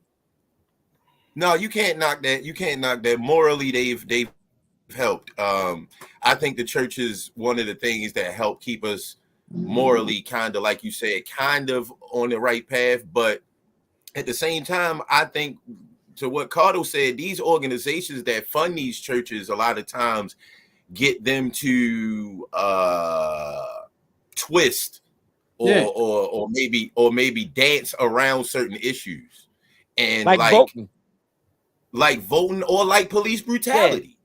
Yeah, The black church they don't do. say much, They don't do. say too much about that. Yeah, You know they what I'm do. saying? One of the main things the black Black church, issues the black church stay out of a lot of times. Yeah, the because they black make them. church don't even preach the Bible. They don't. That's go. We can They always don't go there. teach the Bible in its entirety. They going to church is like almost like going to a Tony Robbins or motivational lecture. Yeah. You know what I'm Yeah. saying? They take you on that. If you watch slave sermons, every church service is almost the same. They take you on an emotional roller coaster. They take you real low, and then by the end of the service, you at this climax and you feel all good and you ready to break yourself and kick out a donation. And if you single, you'll get it cheeks up to the pastor, and then you'll go direct the boss. Shout out to Jamal Bryant. Shout out to Jamal Bryant. You know, Yo, every come on, organization bro. Come on, bro. every organization got their problems.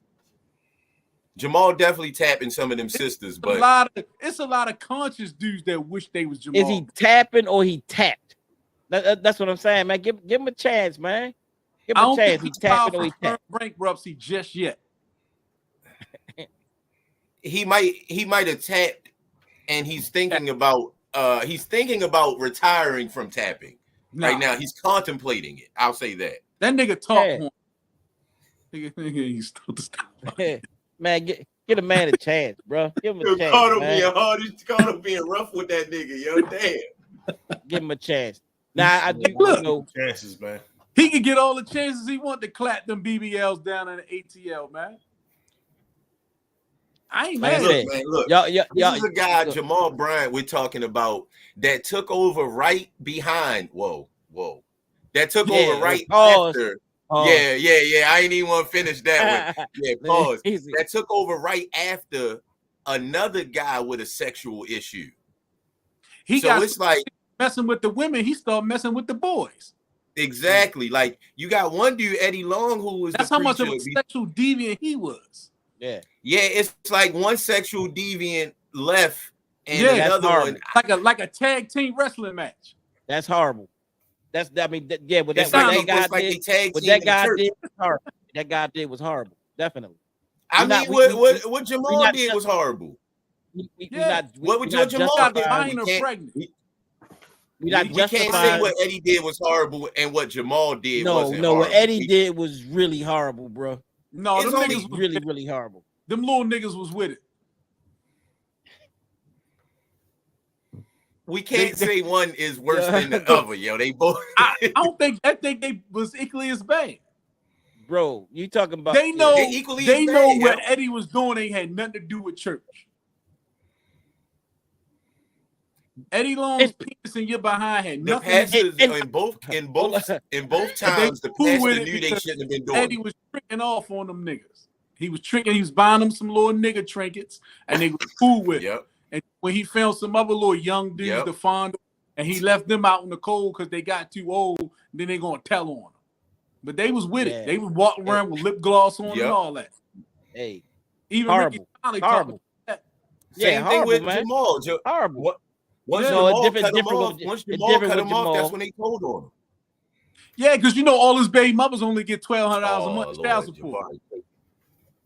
That's all they get is $1,200. It ain't different. You can't compare Eddie Long, to Jamal, man. Yeah, they one and the same, yo.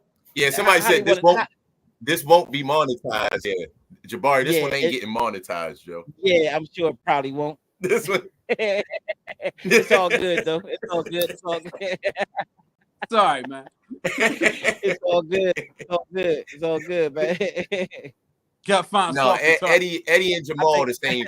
They the same in my boat, Jabari. I'm sorry. Eddie and Jamal the same in my boat. It's good that he trying to get married and do the right thing. He trying to curb his sexual appetite.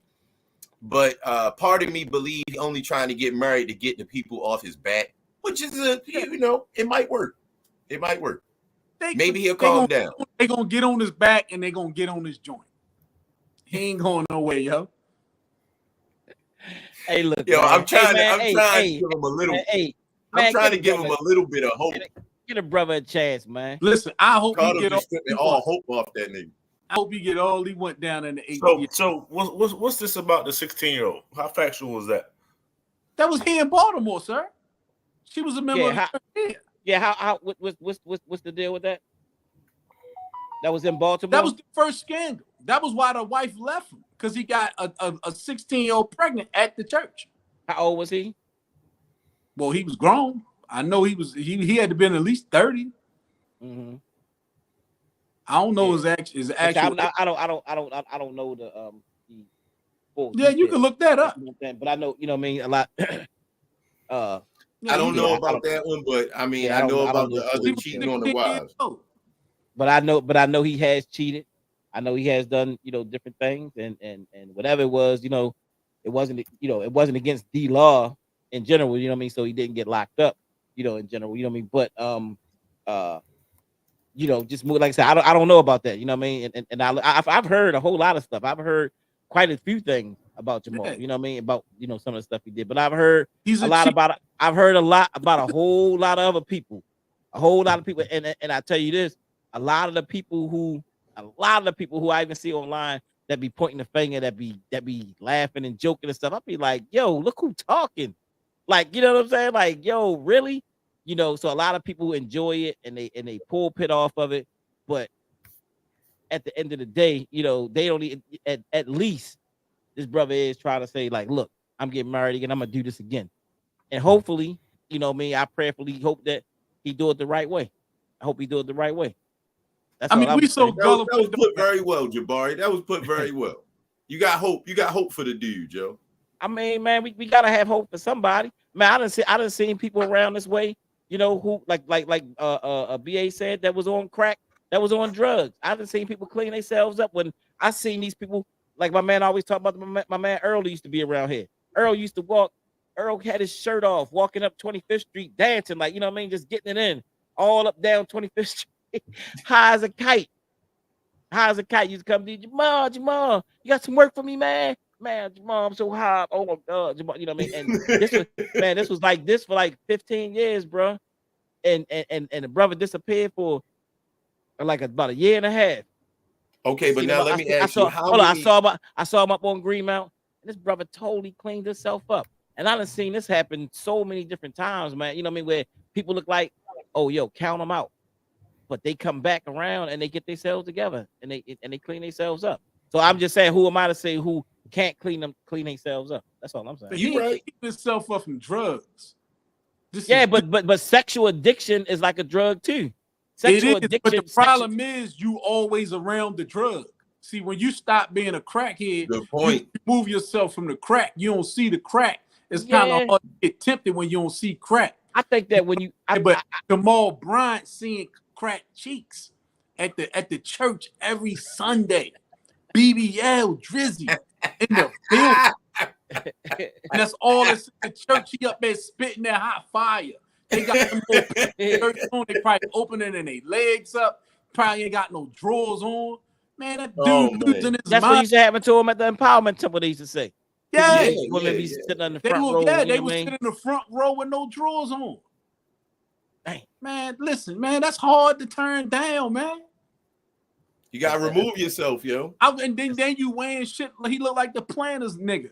Yo, he looked ridiculous, yo. He got the Planners. Somebody put that. LS had put that in the chat. Said, "What is bro wearing, yo?" The Planners outfit. Yeah. Jabari, I don't know if he's changed, yo. I'm not convinced though. Listen, he don't gotta change, yo. If he want to lead black people, yo, he should change. If not, black people should stop following him. If you follow him, you're part of the problem. Yeah, you giving money to his church, you're part of the problem. Agreed. You deserve to be misled at this point, because everybody shouldn't be aware or hip to what he on.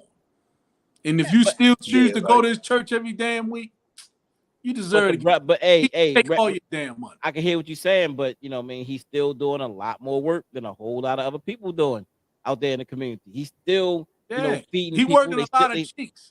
You know, I mean, you know, and maybe he did, but that still don't take, you know what I'm saying? You know what I mean? Is it, you know what I mean? This we start talking about. Hold on, we talk about, is it the message or the messenger? You know what I mean? At the end of the day. No, because the messenger. He don't got no messenger. Yeah. Oh, this is a good question right here. This is a good question. Who would you trust with a development plan like that? Who would you? Who right now that you say that you would trust? And the black someone man? that doesn't have statutory rape Nobody. allegations. Like who? I mean, no. I'm saying who. No, let's throw out on that. Who would you trust? Nobody. What development plan that's we what I'm talking saying. about? That housing? Yeah, like housing the plan. Yeah, like the plan. Yeah, like he said. Who would you trust? Like, see, this is the big question. Like, do you just not trust black people at all? No. Most of them no. I mean, I didn't see too many scammers. So, and then most of them black. So now we supposed to just give up on black people. No, I ain't saying that, but I'm gonna just assume you're a scammer until you prove to me that you're not. Like I said on the last video. yeah, I would have to see their resume. Like, what have they done in the past for the community? And for one, I'll tell you this: if you call out other scammers, I might believe you more. Jamal Bryant don't call. Right. He hang with scammers. He hanging with Jay Morrison and them. He's showing him the game on how to finesse niggas. No, that's a good point. And Jay Morrison, he know Jay Morrison took that money from black people, 15,000 black people to be exact. Well, and if a pastor know you didn't rob, guess what? He was at the ribbon cutting ceremony for the Black House. Jamal Bryant was there. Them niggas. Jamal Bryant as a pastor and a moral authority figure that he is. If he know Jay Morrison robbed people and he ain't giving the money back, then he need to hold bro accountable and make sure bro admit his faults. You can't be robbing that many people. Like $11 million don't just shrivel up. If anything, Jay, but that ain't his project though. That ain't his project though. But Jamal. I mean, you can't answer for another man's project. You know what I'm saying? Like, what are you supposed to do? Are you being like the advocate right now? Or are you if you're gonna be next to me, I'm gonna make sure you answer for it because you ain't gonna be next to me. Hold on. Like, are you playing advocate or are you being like you no, did? I'm being. Can you answer for another man's like if Kenny had, you know what I'm saying, like for instance, Kenny had his betting ring or whatever. You can whatever. You know, you can't answer. Or Kenny had a business. Can you answer for his business? Like, you support him. You might support him. That might be your friend. If I know that if he has followers, and most of his followers are probably somewhat followers of mine, then I have the obligation to say something so that my people, which is his people, they about to say. Got a big enough platform. Somebody would have heard something. Would you hear? What you hear when you talk about what he said? He said BA said if some of Jay Morrison followers are also Jamal Bryant followers, that could be very likely down there in Atlanta. Some of Jay Morrison's followers that donated to, they let him in the church. That's what he's saying, though. That's what preach at the church. Go ahead, BA. Yeah, well. So that's what he's saying. Yeah, what I'm saying is like, saying. Go ahead, BA. I know the people that's being affected. So yes, I'm in it. Period. And somebody else is doing wrong, and I'm the pastor, bro. Like, that's my job. That's my job to put my people on notice. Not only did he not call out, he has his economic program, and Jay Morrison got his. You know what I'm saying? Job to protect his flock. What I'm saying is, he didn't say anything about Jay Morrison and the program that he got going on. He said we as a church. He talking about what is it, the new birth? He talking about them. He ain't say nothing about Jay Morrison. He say, but he let Jay Morrison preach at that church. Yeah. He's endorsing Jay Morrison. If a pastor allows you in his pulpit, he endorsing you. Now, was that because a pulpit is a very serious thing to a pastor? Pastors don't even like people standing at their pulpit without their permission. Is that because Jamal was a scammer that he let, or did he actually at one time believe in what he was saying? Jamal scammed women out of drawers. He condoned it. Jamal scammed women out of drawers. But he condoned it. What? Jay Morrison is definitely a scam. Watch who you stand next to.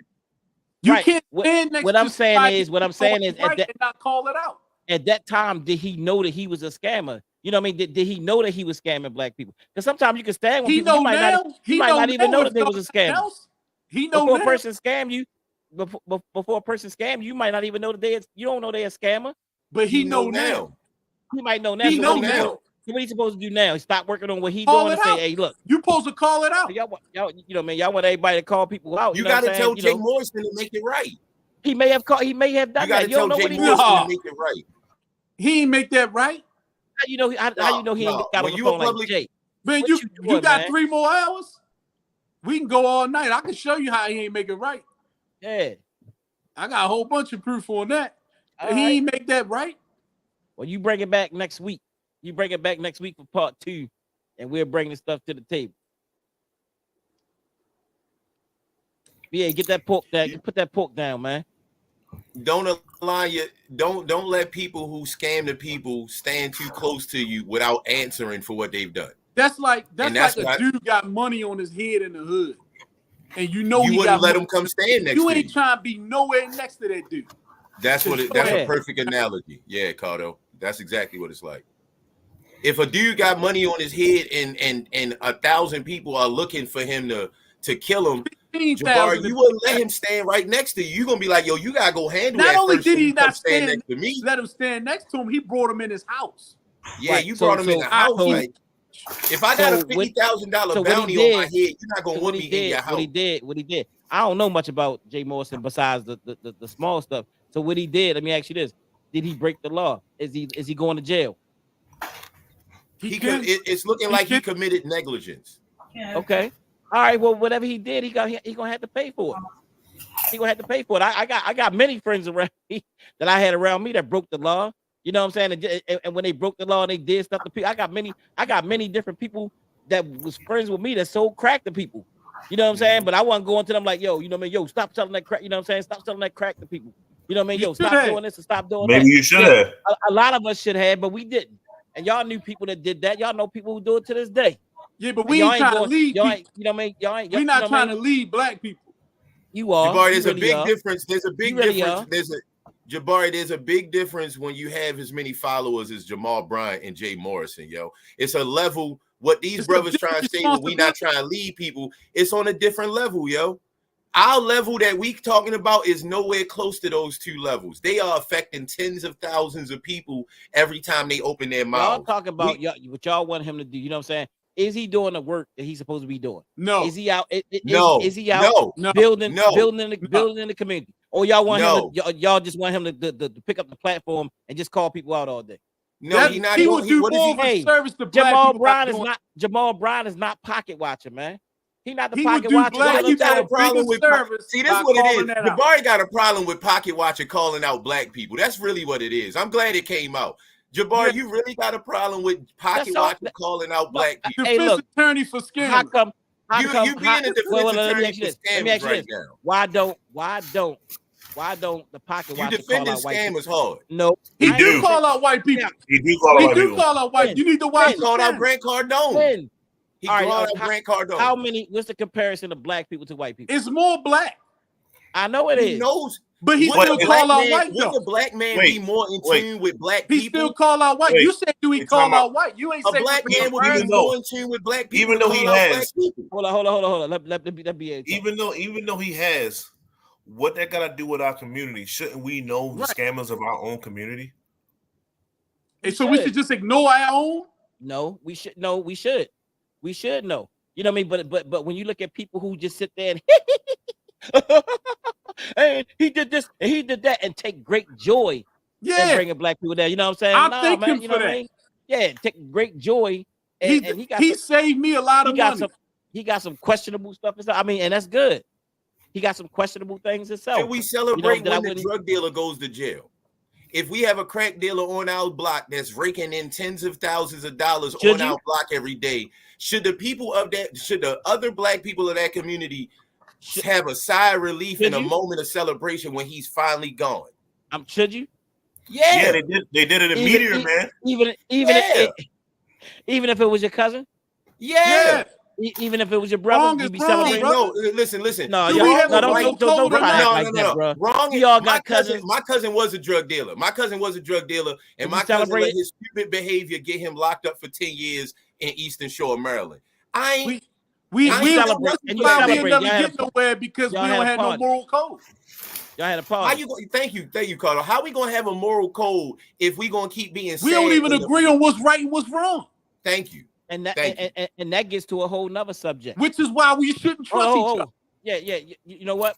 But that gets to another subject though. You know what I'm saying? That gets to what are people committing themselves to that has a moral code. You know, I know Kenny, you know what I'm saying? He do the Hebrew Israelite thing. You know what I'm saying? You know, I know that, you know what I mean, many other people do other things, but then there is no code in the black, you know what I mean, in the black community, because people are not committed to anything. People ain't a part of no groups. They ain't a part of no religions. They ain't a part of no organizations. Let's be real. You know what I mean? How can there be a code when you ain't a part of nothing? Because the people in charge be scammers. Yeah. I would say this: if you're gonna join something, make sure they call out debauchery. If you join in an organization and they don't call stuff out like Jay Morrison or like Umar Johnson, you shouldn't be there, because they're gonna scam you and not want it to be called out too. Because if they don't call out scammers, then that means they're gonna try to scam you later and try to cover it up and have it not be called out. Yeah. So if you're in an organization and they not calling every organization, like a lot of times organizations, you know, strategically, they stay away from different things, you know what I mean? Because it's not strategic for them to actually go and start calling people out and doing that. They focus on their work more so than to be out calling other people out. But some of them low key. Sometimes you do have to call people out. Sometimes you do. But then you got all these people running around like, hey, he got to call this person out. He got to do this and he got to do that. People out there doing their own work. And y'all, you know what I mean? Because they ain't doing what you want them to do. No, because they ain't doing what you want them to do. Because they ain't doing what you want them to do. But that's what every organization is. So what you want them to do. When you align with certain people, like you're doing your own thing, Jabari. I'm doing my own thing. But if I align myself and I'm publicly taking pictures with you, you letting me speak at your organization, I'm letting you speak at my organization, though we have different. And I gotta vet the person that I'm aligning with, making sure, like Cardo said, to use Cardo's metaphor again, I gotta make sure the person that I'm letting come speak to my organization ain't got a bounty on his head. Because if he got a bounty on his head and people out to kill him because he done did them wrong, I don't want him putting information in my people's head. Like you bringing your enemies over to my organization. I know many organizations, you know what I mean, that's in the community. That's the problem right there. Being a leader. It's like Sinetta not wanting to call out polite. Sinetta not wanting to call out polite. It hurt his reputation. Yeah. When Sinetta was defending polite, it hurt his reputation. It did. Because you gotta. But that was a long train. Make it right. That was a long train that I'm going back and forth. And at that point, he should have been called him out when he started saying a whole lot of stuff. Because they had a whole lot of back and forth stuff going. But he was getting money with him. They had stuff going on in public. You know. Now, does it seem odd that Jay Morrison had a legacy center where he was trying to basically make like a little strip where he was going to have all these black businesses come to in Atlanta. Is it a coincidence that Jamal Bryant's trying to do something similar and Jay Morrison is one of his advisors in it? Or is it, let me not say advisor. He's not an advisor. I ain't gonna say advisor, but he's the spring. It seemed like y'all trying to scam the same way almost. And they in the now the Black Legacy building is about to get sold. Look, Atlanta is the home for black scammers. Everybody ain't a damn scammer though. You know what I'm saying? I ain't saying everybody. They got to prove they not first. They got to prove they not first. If you got a big platform, you probably. When we ask, you know what I'm saying, y'all can't give no names of nobody that you would even trust. Who the person asked the question? Who would you trust? All right, I would trust Bishop Nathaniel Israel of Israel United in Christ. That's who I would trust. Is that who y'all go back up to? No, it ain't. You ask them for their name. They don't have a name. I mean, you got. Hold up, I can't hear you. BA, what you on mute? If I had millions at my resource to do what I want, I will look up people like a King Randall and stuff like that, because his track record is starting to speak for itself. He doesn't have scandals and things like that. He's doing positive things, I physically see it. So it is certain people that he's not making a concerted effort to raise money. He's just saying, "This is what I'm doing. If you want to help, here you go. He's not saying hit the cash app. I'm That's why I raising would this choose- amount of money. I'm trying to rebuild Black Wall Street. His whole thing is this what I'm doing with the little I got. I'm showing these young boys how to fix cars, this, that, and the third. It's If you passive want to help aggressive, me, though. here's where you could donate. It's still passive aggressive because you know what I mean. Even But though he's not saying, making a ain't- big effort to ain't- raise ain't- money, though. ain't that the same person that Kanye gave money to? Yeah. That's what I'm saying. That at this point, it's passive aggressive. Like he like, look, y'all, I ain't doing such. But he's that's the best way to do it. He popular enough to be. I mean, but it's a lot of people all over the country, bro, that's doing the same thing that don't get that recognition. You know what I mean? And they can't sit back. So some kind of way he got popular enough to get into the eyes of Social people like media. people like Young Kanye guy. West, and they giving him money. I mean, which is He good. I young. mean, I appreciate that because he doing work in the community. But there's a lot of people that's doing work in the community that don't know Kanye West. You know, Yeah. Kanye West giving you money, you know what I'm saying? And then other people gonna follow when they know Kanye West giving you money. So yeah, he can be like, yeah, look, I ain't raising no. If y'all want to give, you can. But you know, once the big people start giving money, everybody gonna give money, bro. That's when just people how it works. believe in you, yo, they'll give money, He man. did the work I first. mean, Yeah. if you look at Umar, and when people believe in you, they'll give you their money. If you're not getting money out to people, they don't believe in what you're pushing. That's what it is. All of them got, the thing is, all of them got money out the people. Is what they did when they got the money was the problem. Yeah. Every last one of them, you can go down the Umar line. got money out of me. Even Umar down to got me small to book. organizations. Small organizations that collected money. Is I what think they so- do I with think- when they I get the think- money. Some of these people start off and they mean well. And Yeah, I think they fumble the I bag. think at the end of the day, people fumble the bag, and it comes off as it was just one big scam. Now, at some point though, it becomes like honestly, you know what I mean? I think like even what Umar doing right now, at some point it becomes like, wait a minute, he's still doing this and he not producing. Then you really start thinking scam because it's been over 10 years. You know what I mean? He's And nobody's been as long as Umar been talking about. Oh yeah, this is a new date. How many dates Umar gave to open up his Like his 10 case? of them. Yeah, so like 10 different dates. So at this point, you know what I'm saying, you start looking like, damn, yo, come on, bro. You know, but some people really who had good intentions just fumbled the bag. That's just real. They fumbled the bag. They messed that And they money up. shouldn't try to raise money no more. Yeah, I mean, you know, I ain't saying they shouldn't try to raise money no more, but they still need to clean Because up they can't whatever keep they wasting messed up. people money, especially if we the Yeah. people that set the bottom. Yeah, I mean, I think sometimes you do. We can't afford them to fumble. Yeah, We really just can't. I mean, like you If you're pretty much confident, just say so and sit down. in the black community, you really got one shot for real. We don't have time to keep giving you like but 3, you know, 4 shots. even people Look at Umar. that go into business.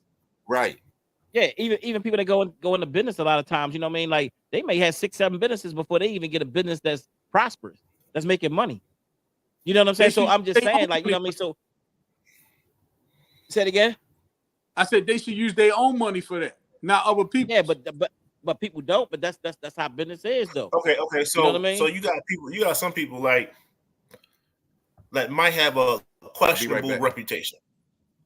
That might have a questionable reputation, past or whatever the case may be, and they do. Then they have the opportunity to do something, and then they fumble it. Like you don't get a second try after that. The reason why I brought it up, Zaza Ali, like she had a questionable reputation. It was questionable, nothing crazy, but questionable. And then she fumbled the bag when she had her own thing. Royally, like you set it up, and then you did it. I can't. What you want us to do at this point? We can't trust you. You messed You're up. incompetent. You're incompetent. Have a seat. I mean, she definitely Get a messed job. up. Yeah, she messed that bag up. I mean, ain't no doubt about it. But at least she did come out and say that she did mess that bag up, though. She did had no admit to choice it. because she was trying not to. You know, She was trying not to. but some people still won't say that though. Some people still be like, nah. I mean, look at like Umar. You know what I'm saying? Like he won't say he fumbled that and he messed that money up. A lot of people ain't gonna admit that he messed that bag up. So I would say with her, at least she said, "Yo, I messed up. I messed that money up." I give her a E for effort for that. I wouldn't put no Yeah. more money in her hand though. Yeah. I mean, I know, and I feel you. I feel you if you wouldn't, because that's the record. You know what I mean? So I definitely I get it, man. I get it, man. So we're just saying, you said give Jamal a chance, right? And we just Yeah, saying he has a yeah. questionable pass. It's his pass is shaky, right? You talking about so far as the marriage or anything? It's a part of your character at this point. You might be easily tempted by that particular whatever your vice is, right? It's just it is what it is. So if he gets into a situation where he has When you all say these, easily, when you say easily tempted, what you mean? Like Tender dick. He weak for the coochie. I thought that was pretty obvious. But with that being said, you know what I'm saying? Now you got this millions at your disposal to supposed to do right. How do you know that somebody else might come at you in a certain light? And then you be like, well, damn, he fucked up and he messed up again. And then you're gonna look at his past like, well, why did y'all give him a chance anyway? He been messing up. Yeah. No one's trying to fall for that. But if I keep listening to when nobody call it out, it doesn't seem that way. And then when nobody call it out. But then at what point? That's what make everybody. Hold. But at what point though? No, seriously. Let's just deal with like spirituality. At what point, when somebody is trying to redeem themselves, at what point do people get a chance to clean up any mess that they have done before in their life? At what point? Because there is a point. You know what I mean? You may have a record where you've been doing this. You know what I mean? Where you've been doing this or doing that, whatever it may be. At what point do you get a chance as a human? Because every day you wake up, you get a chance to make it right again. You know, that's just like people, you know what I'm saying? Like even losing weight and doing all that kind of stuff. You know what I mean? I may have been on 150 diet so far, you know what I'm saying? But it might be that 151st diet that I was on. No. In that in that example, I'll be a fool to invest in you to lose weight. I'll be a fool for it. Right. Because although you might be right. Right. Although you that, might be right. But that don't mean that don't mean leader. That don't mean that I won't change my life. You know what I mean? Even though you don't believe but it. You're right. It's always a possibility, but chances are I can't. If you have a low chance, I shouldn't invest in that low chance. Yeah. I shouldn't do it. We can't keep betting the house on habitual fuck ups. Sometimes you lose the grace of the people, and you got to prove yourself. That's all I'm saying. No, you know don't. What I mean? You sometimes you could just sit down, just stay out the way. Don't ask the people for more money. In life, right? We mess up, no doubt. Some people go to jail for their mess ups, right? Yeah. They come back. You served your time. You don't get a second try to do what you did to get in trouble with. I'm gonna sell you gotta pick a different lifestyle now. Yeah. So the redeemable quality of you, yes, as a human, you got another chance. Okay, so you was in the stock market and you did some shady stuff in the stock market. Guess what? You got to go to farming or something like that now. You can't go back into that type of market. Like they did Wolf of Wall Street. He can't sell another stock on Wall Street after what he did with that insider trading shit. He had to go to jail. He had to give up his license, and he can't touch Wall Street. Yeah, but that's not. Yeah, but you can. They let you make the right, but you don't get to fuck us over again. That's not in every field, though. What I'm saying, you know what I mean? Long as you living, you got a chance to redeem yourself and whatever it may be. That's Jamal all I'm saying. Can redeem himself. That's all I'm saying, and not just Jamal. I'm talking about many of the people that's in the Baltimore community. So many people in Baltimore that done some real messed up and crazy stuff in the community. They got to clean themselves up. You know what I'm saying? And they, you know what I mean? Like a lot of people. I mean, some people you ain't gonna give a chance. It depends on what people did to you. Some people may have done some stuff to you, and you be like, nah, you don't get another chance. Some people may have done some real crazy. But it depends on what they need a chance with. Yeah. And what they need. Because see, the thing is the problem is people want redemption at other people's cost. You want somebody to dig in their pocket to fund your redemption. And with that, I say, fuck no. Right. Nah, nigga, keep my money in my pocket. Yeah. Are y'all talking about Jamal? Was this about Jamal? Yeah. I'm saying don't give Jamal Bryant no damn money. So with Jamal, you could be a faithful husband and broke, nigga. What money did Jamal mess up though? I'm just saying he collected money from black people. So this is kind of related to what I was saying, Kenny. You was going for that. I'm saying if he has a questionable past, right? So you talk about finance. Let's say he has millions at his disposal at this particular point in time. How do I know that whatever made your past questionable won't creep up again. And then you're gonna blow something. You're gonna mess something up. Yeah. And then you're gonna look back. The outsiders are gonna look and say, "Why'd y'all give him that chance to begin with?" It doesn't. That doesn't make sense to me. Right. That's it's what. Like and that's what we're going back and forth. That makes perfect sense. Like we would be fooled. It's like the old saying: "Fool me once, shame on you. Fool me twice, shame on me." I'm the fool now. You know what I'm saying? And so Jamal has done this too many times. Like he has what messed up the money? No. As far as when you're a leader of a church, especially because you are a moral figure, you're a moral. The trust of the people. People put a lot of trust in pastors to lead them the right way in life. So there's a big weight on a pastor. If you want to be the leader and get all the money coming to you, get all the glory coming to you, you got to take all the accountability when things go wrong.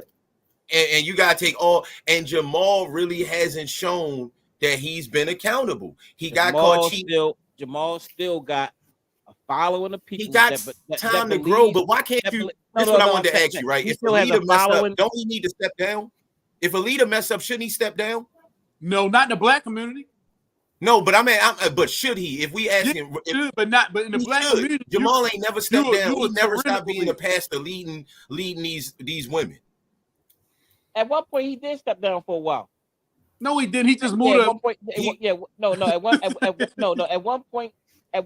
it was a time when some stuff was going on where he did step down for a while. I think his father's still living, right?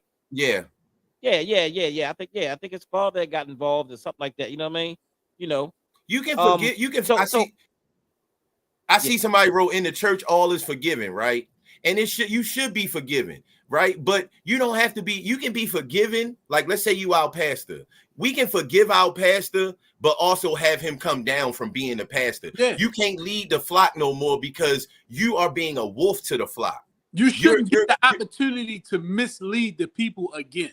Yeah, you don't get the opportunity no more to mislead until you show a record of your changed behavior. We don't have a record of changed behavior out of it. Right. Okay, but the record wouldn't he be on the right course of change that he's now getting engaged again? That he's, you know what I mean? That he's made himself unavailable. But he's still, we got to raise still the pastor though. So wait a minute. So what should Jamal do at this point? So he shouldn't try no more. He should step down from the church and just say, he give up. As soon as he should be step pastor down right from the now. church.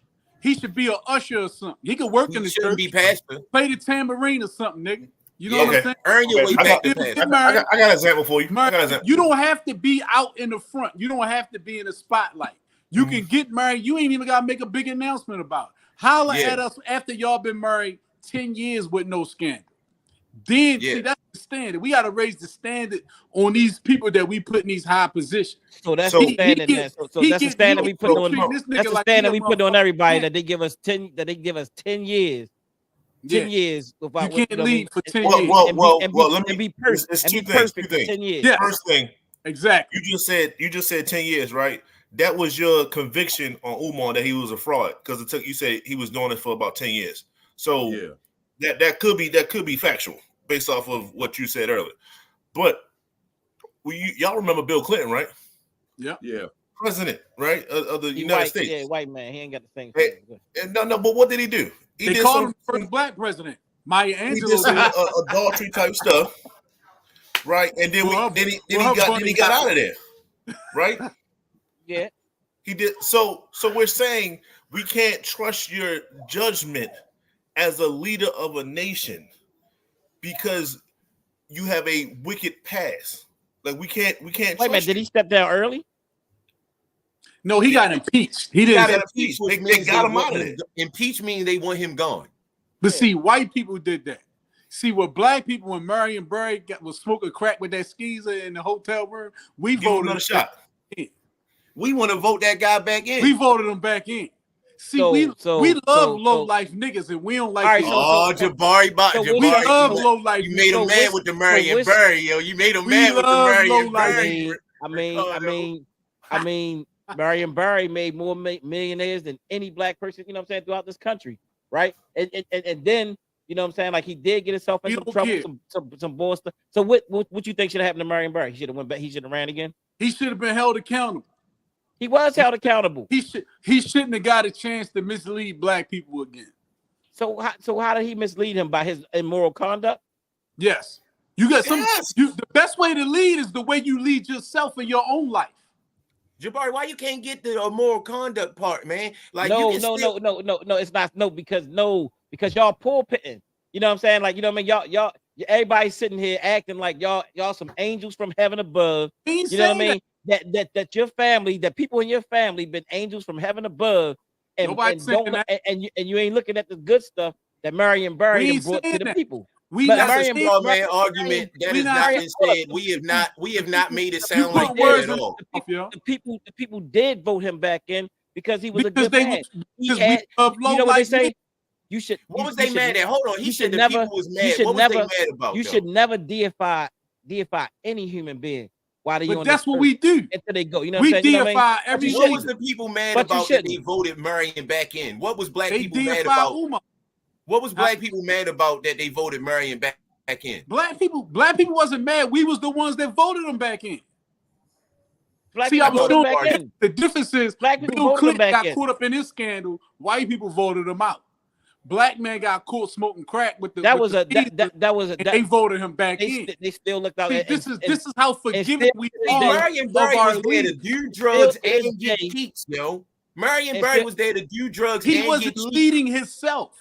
You can't trust a man to lead. The best way to lead is by the way you lead yourself. Was Marion Barry one of the greatest mayors that ever existed? He was not leading. He was not a good leader of himself. Okay, but was he a great leader? Did he do things? No, did he do things you got to lead yourself. So Marion Barry ain't make more wealthy communities in the DC area than anybody. Look at him now. He gone. But look at the communities now. PG County, a damn war zone. That was once the richest black county outside of DC. Yeah, and he had a lot to do with that. I'm not saying that you can't be a good leader and have things wrong with you morally. But what I am saying is when your immoral shortcomings do show themselves, you got to sit down for a while. So what y'all saying is you got to sit down. One person do one thing, sit down. You know what I mean? That's what y'all zero tolerance. Not forever. Zero tolerance for black people. Those are the standards we need right now. You ain't got to sit down forever. Elijah Muhammad didn't sit Malcolm down forever, but he thought Malcolm did something morally wrong and he took his post. That's what you do. Why we can't get this? That's all I'm saying. I mean, Jamal ain't never sat down. He ain't that. Marion Barry had to suffer. He got a promotion. Hold on. Marion Barry had to suffer public humiliation in front of everybody. Black people. Yes, he did. He did. Black people wasn't laughing at him. At first they voted him back in. Yeah, but they did after a while. We love low life niggas. So why you think we celebrate drug dealers so much? Okay, all right. So I guess as black people we just ain't got a chance then. You know what I mean? We need to check out moral compass. Especially since y'all don't. Every last one of us. We need to check our moral compass, yo. That's dead. Every last one of us. But first, we need to become a part of something. We need to become a part of something. But if what my man, what's his name, Uncle T say, it take a village. But what if the village is retarded? A lot of the leaders of these organizations is stupid. Yeah, but if you ain't a part of the village. And you ain't a part of nothing in the village, then what you saying? You just an individual inside the village with your own moral code. But you know what I mean? But you got to bring in other people. You got to get other people into your code, you know what I'm saying, to agree with the same thing that you said. So we got so many renegade individuals running around in this community. And so and then when when the powers that be, that's the case. No, I mean it ain't gonna be just one organization. It should just really be one organization nationally for black people if that's the case. You talking like that? That ain't gonna be that. You sound like me right now. What we doing? You sounding like me right now. What we doing? Who, me? Yeah. You talking about we need to be a part of one ideology pretty much. I ain't say that. Well, I said we need to be part of organizations that have moral codes each organization have the That's an ideology, yo. No, you telling people to pick one ideology. No, I'm not saying pick You're one. just trying to word it differently. No, bro. You could Nation of Islam don't have the same moral code as your organization. But if you send somebody, if you Jabari tell them they should go there, you would be picking one ideology for them. No. I mean, you're saying that we need to pick an ideology and stick to it. You need to pick something, is what I'm saying, bro. You ain't gotta just if it's the Nation of Islam, whether it's the Hebrew Israelites, right? Whether it's Christianity, okay, or whatever. Would you say black people are doing that right now? No, black people not part of organizations. They not massively. No, we got a whole bunch of individuals that's out here. People not even though you got the Christian church ain't what it used to be. Ain't the Nation of Islam ain't all the way what it used to be. Nothing. The family structure ain't what it used to be. But they're in these organizations. They're in these things though. Because people starting to wake up.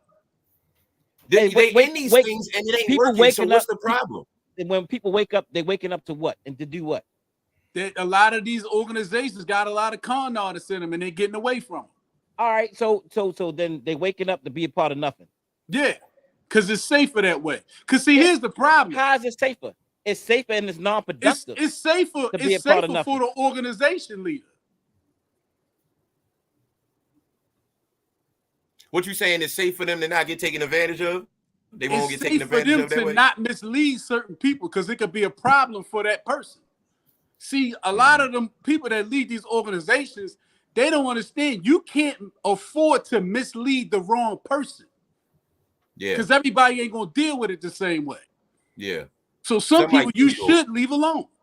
Yeah. Every organization that's out here that's started by black people is not trying to rob black people. I want the family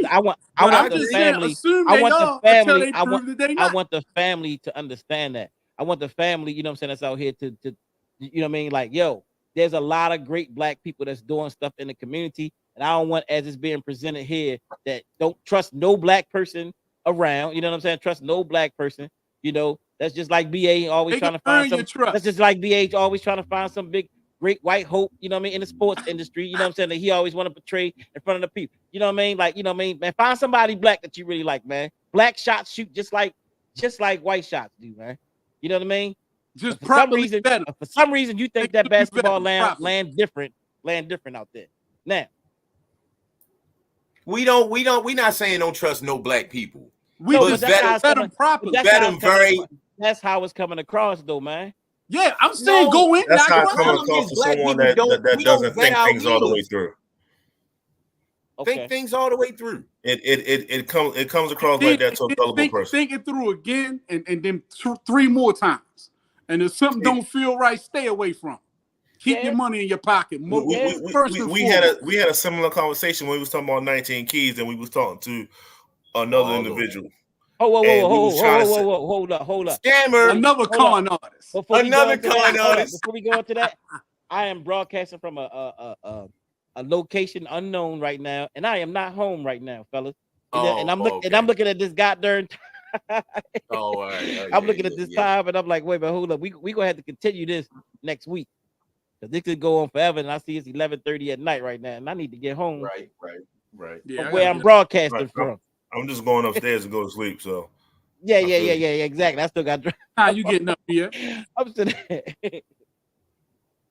Yeah, Jabari, get home, yo. You gotta get home, yo. Yeah, heck yeah, I gotta get home, man. Thought you had just spending the night bag, Jabari. No, man. Look, I'm sitting here looking at this time like, oh shit, we've been going for 2 hours and 30 minutes up at this joint, man. Yeah, I should have brought my spending night. I should have brought my spending night bag. Get in trouble when I get. We shouldn't have kept you so long, man. Oh no, man. We in here doing what we do. Hey, look, family, this is what we do in the barbershop. We have great conversations like this. Sometimes we often prove why Jabari is awfully wrong most of the time. Yeah, we are normally getting on Jabari like this, family. It's normally we normally beat him down from time to time. It's not all the time, but every week. Everybody gets their issues, man. Everybody. I normally get beat down. Everybody get their issue, man. When it comes to Black Hope, yes. Yes, you do. Black hope. Yes. Yeah. You know Because why? you put You know your why? hope in individuals, and You know individuals why? will let You know you why? down. Jabari be the You know why? Jabari be the You know black why? scammer defendant out here, yo. No. I be believing in black people, and I You know should follow someone that He's says not Black as I don't JT is the next Malcolm X. I don't fall into the thing that black people ain't shit.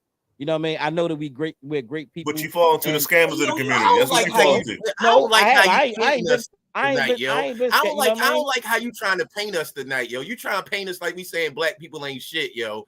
Y'all some saying of black them people ain't See, shit. that's why we I'm be Y'all getting ain't saying saying on black you, people yo. ain't shit. Hold up. You Y'all be ain't trying gonna to see slide little. I'm You about to be get trying to slide little Some shade niggas in ain't there, shit. yo. some of these niggas ain't shit. We need to be honest. and a lot of these white folks ain't shit even. And out Yeah. here, all these people, all these programs we talk about, all they all talk But about if is we black people. trying to fix the black All of y'all community, we gotta talk about the people that ain't shit in our community first. Yeah, and to we fix still us. and we gotta still talk about how they got to be the way that they are too. We can't never You can't forget throw that. stones if you live in a glass house. Yeah, all right, man. You just go and find yourself another great white hope to look into. And that Tom Brady picture you got hanging over the top of your damn bed. Man, I'm out of here, Oh man. my lord, Joe. Oh my lord, Joe. Hey, I fam, don't hear nah, Tom Brady at all. Just want to let the people know. It's been good, man. I appreciate the brothers, man, for being here tonight. Like I said, everybody here is barbers at Conscious Heads Barbershop. Come on in, get a haircut. We have conversations like this all the time, and come on in and join us. And we gotta get out of here tonight, but we will see y'all next week. I know it's been a while. Like I said, it's been 3-4 weeks since we saw y'all before. I mean, since we've been back, but we will be back next week with another part, and it'll be hot and on. All right. So y'all enjoy the rest of your Super Bowl without a white quarterback. Hey, we out of here. We out of here. Hey, yo, we out of here on that note. We out of here. Too. This boy talking I got crazy. 2 shots at it. Good night, family. Good night.